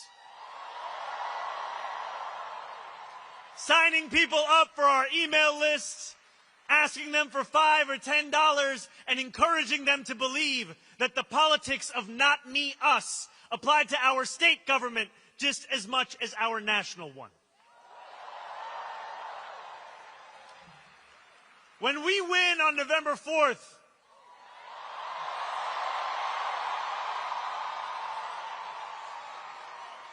and then govern from City Hall with dignity as the foundation of our politics, it will be because of the movement that Bernie built.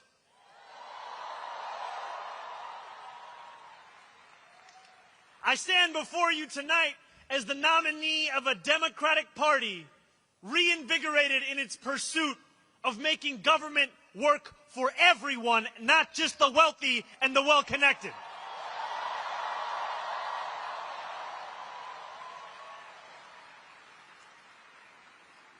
Looking out at more than 13,000 of you here in Forest Hill Stadium,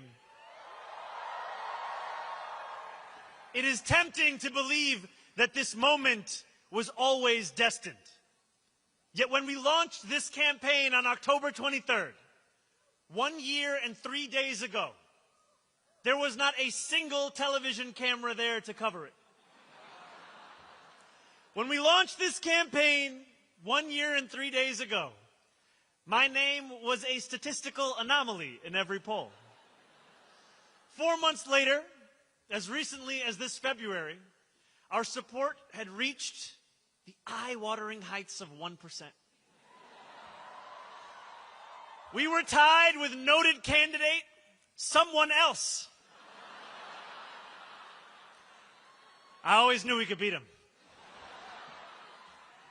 When we launched this campaign 1 year and 3 days ago, the political world did not pay it much attention because we were looking to build a movement that reflected the city as it actually is, not just the one that political consultants think exists on a spreadsheet.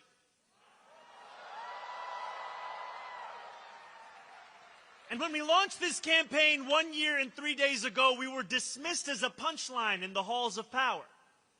The idea of fundamentally changing who government serves in this city was unimaginable. Even if we gained momentum, they asked, how would we ever overcome the tens of millions of dollars in attacks that would follow? Yet we knew then what we know now. New York is not for sale.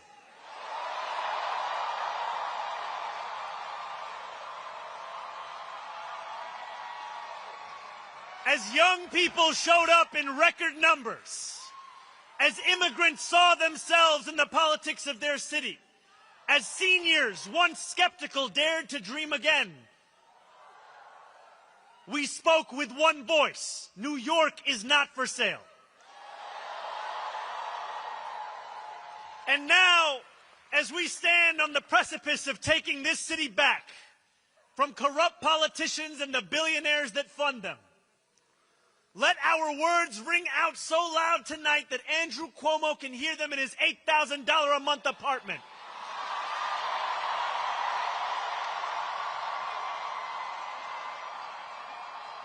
Let them ring so loud so that he can hear us even if he's in Westchester this evening.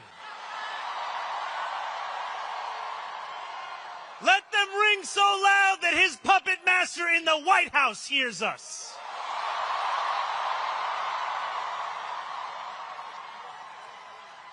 New York is not for sale.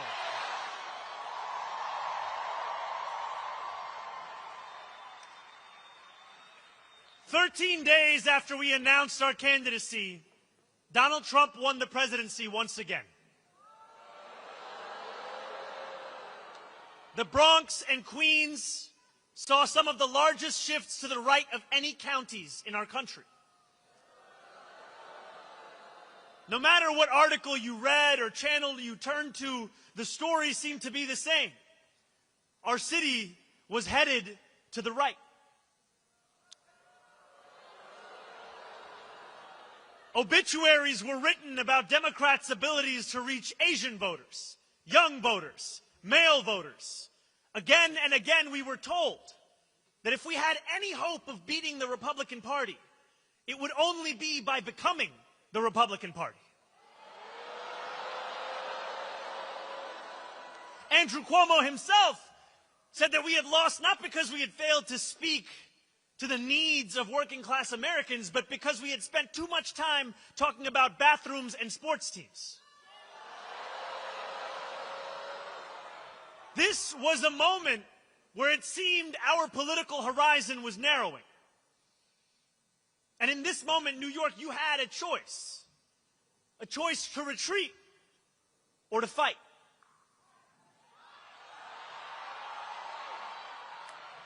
And the choice that we made was to stop listening to those experts and to start listening to you.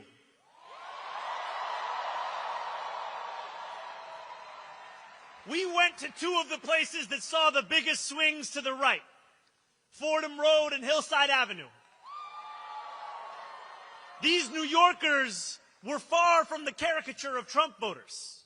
They told us they supported Donald Trump because they felt disconnected from a Democratic Party that had grown comfortable with mediocrity and gave its time only to those who gave millions. They told us that they felt abandoned by a party beholden to corporations, which asked them for their votes after telling them only what it was against, rather than presenting a vision of what it was for. They told us they didn't believe in a system anymore that did not even pretend to offer solutions. They told us they didn't believe in a system anymore that did not even pretend to offer solutions to the defining challenge of their lives, the cost of living crisis. Rent was too expensive. So were groceries. So was childcare. So was taking the bus, and working 2 or 3 jobs still wasn't enough. Trump, for all his many flaws, had promised them an agenda that would put more money in their pockets and lower the cost of living. Donald Trump lied.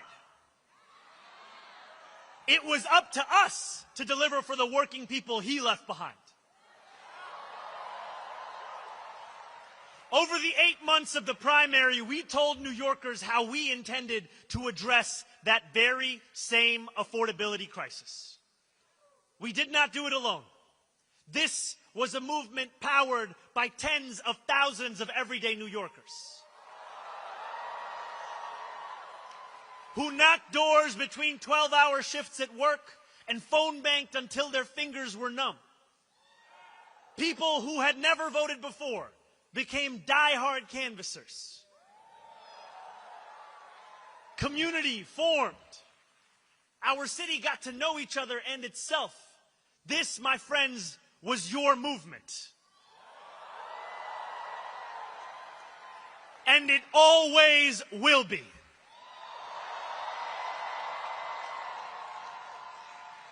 As the snow melted and the frost thawed, this campaign began to grow faster than anyone ever imagined possible. So many small donors chipped in that we had to ask you to stop donating. Please stop. We climbed the polls faster than Andrew Cuomo could dial Donald Trump's number. People started to learn how to pronounce my name.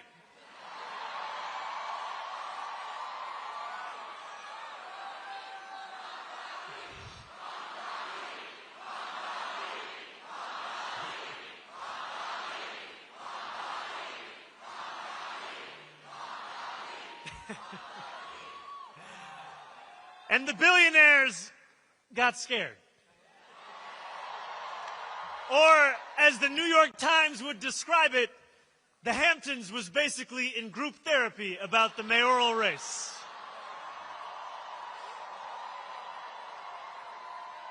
Andrew Cuomo and his corporate cronies did everything they could to make this campaign one of fear and one of smallness.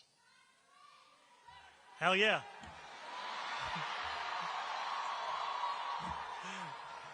Obviously. They pumped millions into this race, artificially lengthened my beard to make me seem menacing, painted our city as a dystopian hellhole, and worked night and day to divide the people of New York. They failed. When I walked the length of Manhattan just a few days before the election, hundreds of New Yorkers marched alongside me. And when we strode into Times Square under a billboard with betting odds that showed Cuomo's chances of winning at nearly 80%, we knew that the so-called experts were set to get it wrong yet again. Andrew Cuomo was supposed to be inevitable. And then on June 24th, we shattered that inevitability.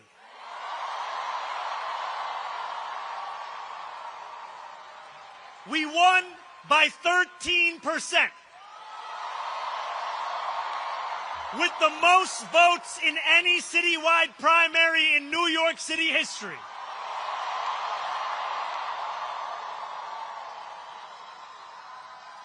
Some of those New Yorkers had voted for Trump. Many others had never voted before. And when Andrew Cuomo called me to concede at 10:15 that night, he said over the phone that we had created a tremendous force. When you insist on building a coalition with room for every New Yorker, that is exactly what you create, a tremendous force.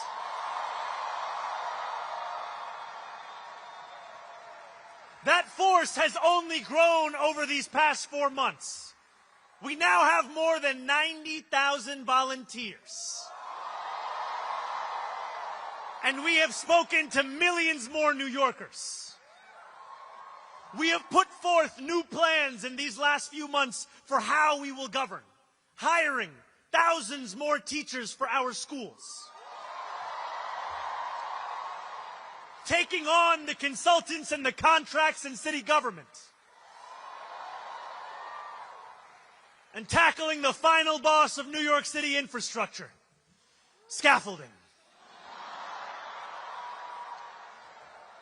But over the past few weeks, as this race has entered its final days, we have witnessed displays of Islamophobia that shock the conscience.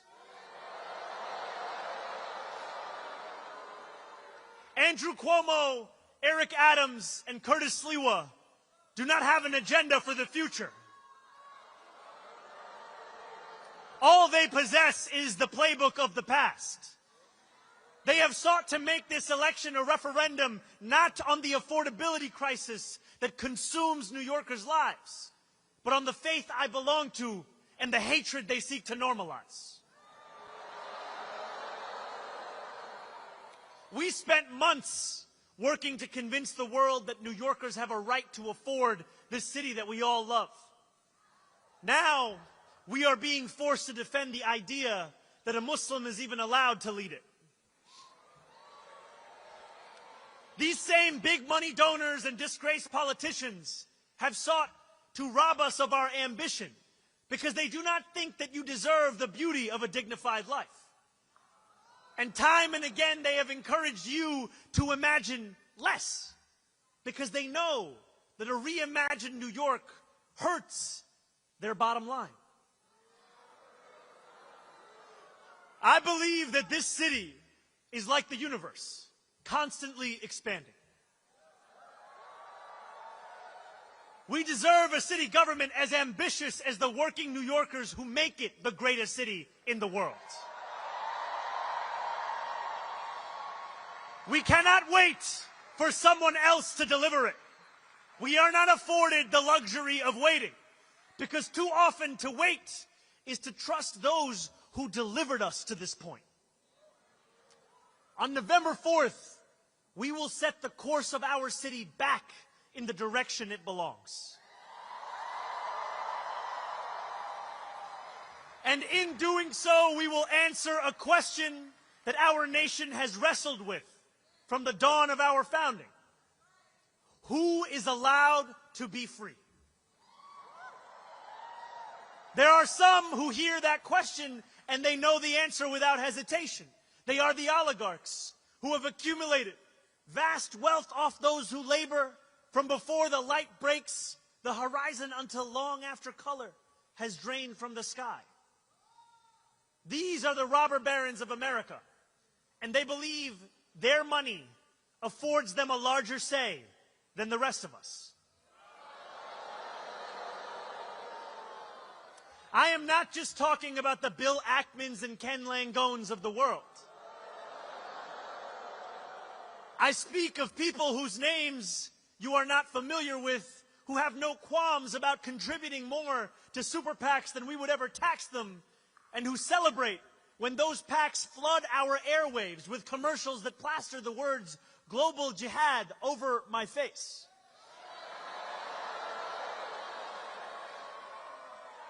Their freedom doesn't just come at the expense of dignity and truth. It comes at the expense of the freedoms of others too. They are the authoritarians who seek to keep us pressed beneath their thumbs because they know that once we shake ourselves loose, we will never be held down again.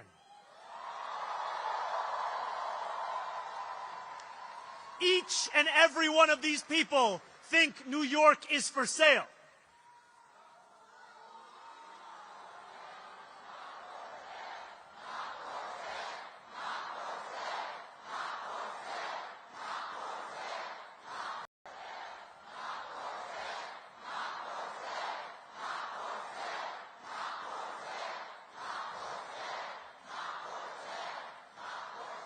For too long, my friends, freedom has belonged only to those who can afford to buy it. The oligarchs of New York are the wealthiest people in the wealthiest city, in the wealthiest nation in the history of the world. They do not want the equation to change. They will do everything they can to prevent their grip from weakening. The truth is as simple as it is non-negotiable. We are all allowed freedom.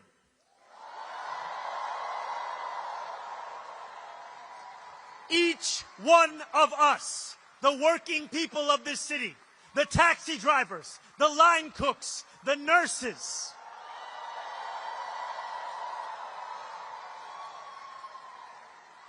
all those seeking lives of grace, not greed, we all get to be free. And on November 4th, thanks to the hard work of more than 90,000 volunteers across every corner of this city, that is exactly what we will tell the world.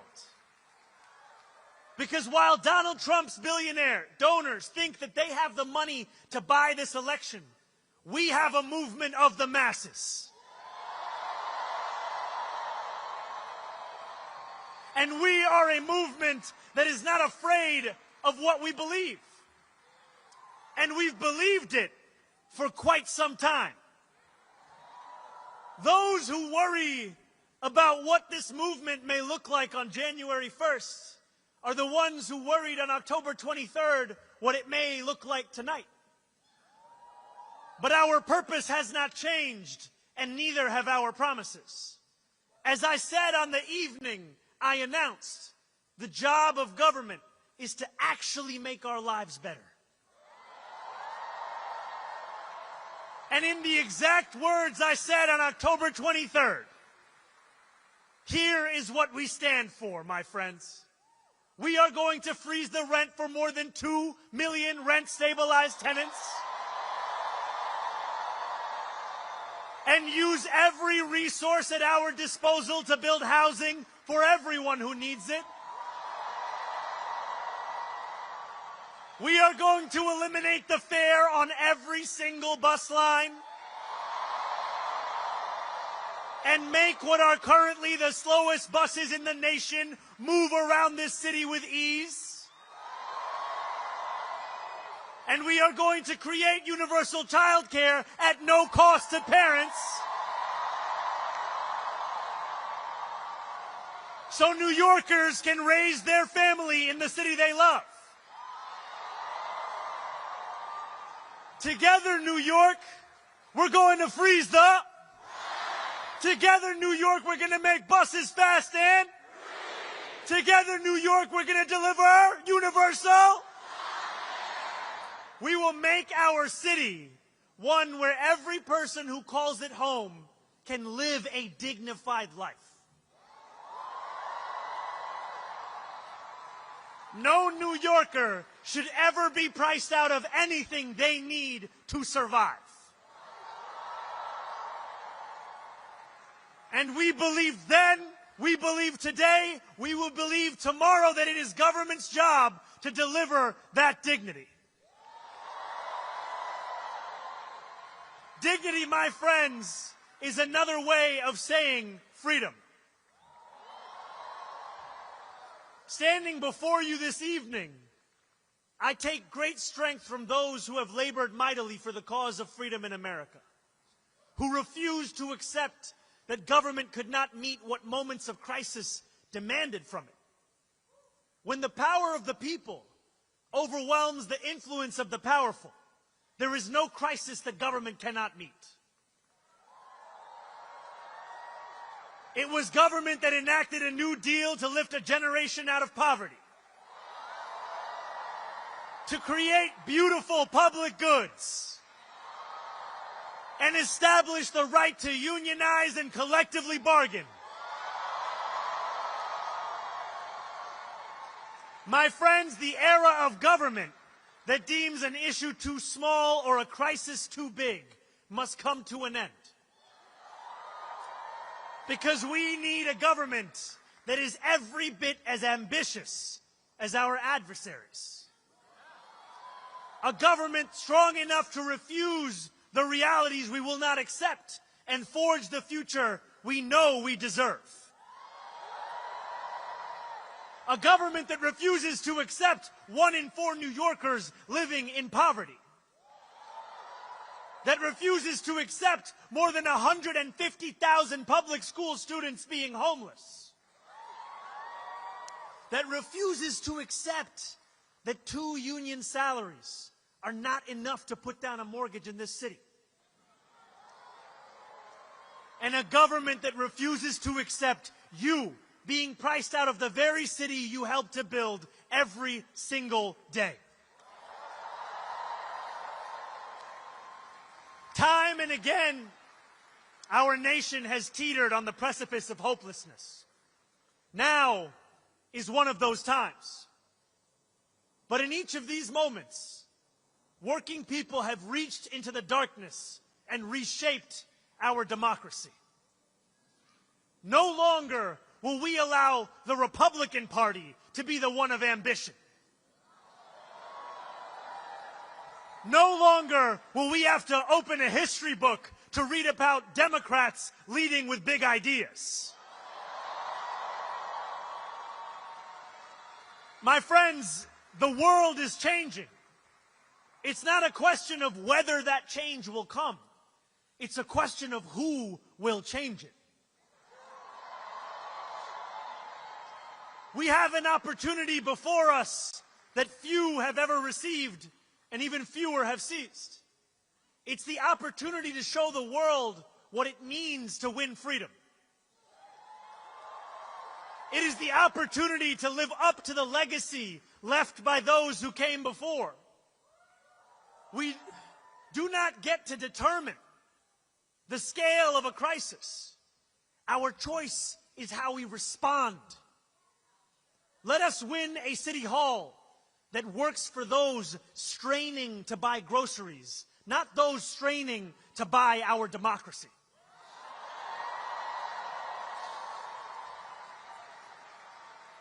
And let us look forward to January 1st, when the hard work of governing will begin.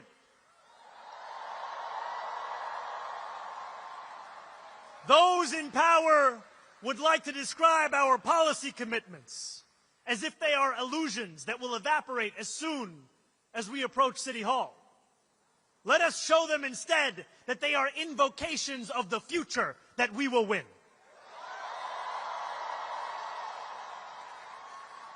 And let us prove to each and every New Yorker that a politics of expansion does not just mean imagination. It insists upon fulfillment. We can make City Hall a place where New Yorkers come to expect the future, not just failure. But we are not there yet. Just as Andrew Cuomo's victory in the primary was thought to be inevitable, the same narrative has started to form around us today. When you read the articles that tell a post-election story of triumph while we are amidst early voting, when you see the Kalshi odds that have our chances of victory in the 90s, know this: you are reading the same things that Andrew Cuomo read when he went to sleep each night in June, believing that his victory was promised. We cannot allow complacency to infiltrate this movement.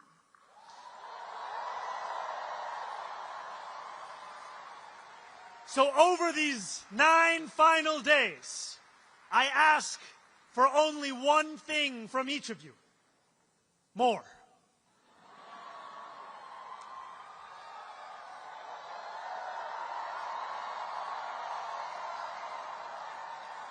I know you are tired,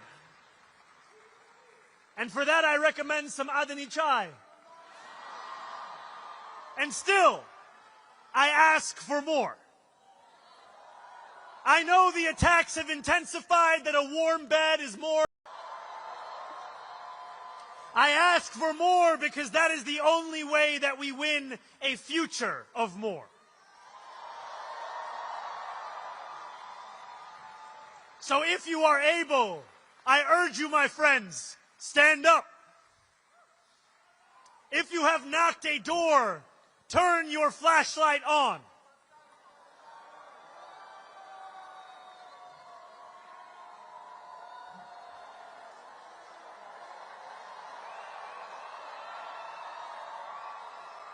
If you will knock a door, turn your flashlight on. If you have more to give, turn your flashlight on. Together, let us make a light bright enough to banish any darkness. Over these final 9 days and the months and years that follow, the powers that be will throw everything in their arsenal against us. They will spend millions more dollars. They will attack us from every conceivable angle. But we will not bend. We will not flinch.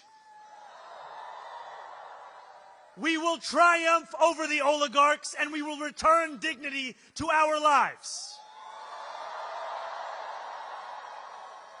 Nearly 89 years ago to the day, FDR spoke before a crowd of thousands at Madison Square Garden. He said, "I should like to have it said of my first administration that in it the forces of selfishness and of lust for power met their match. I should like to have it said of my second administration that in it these forces met their master. My friends, I should like to have it said of our campaign that in it the forces of selfishness and lust for power met their match. And I should like to have it said of our City Hall that in it these forces met their master.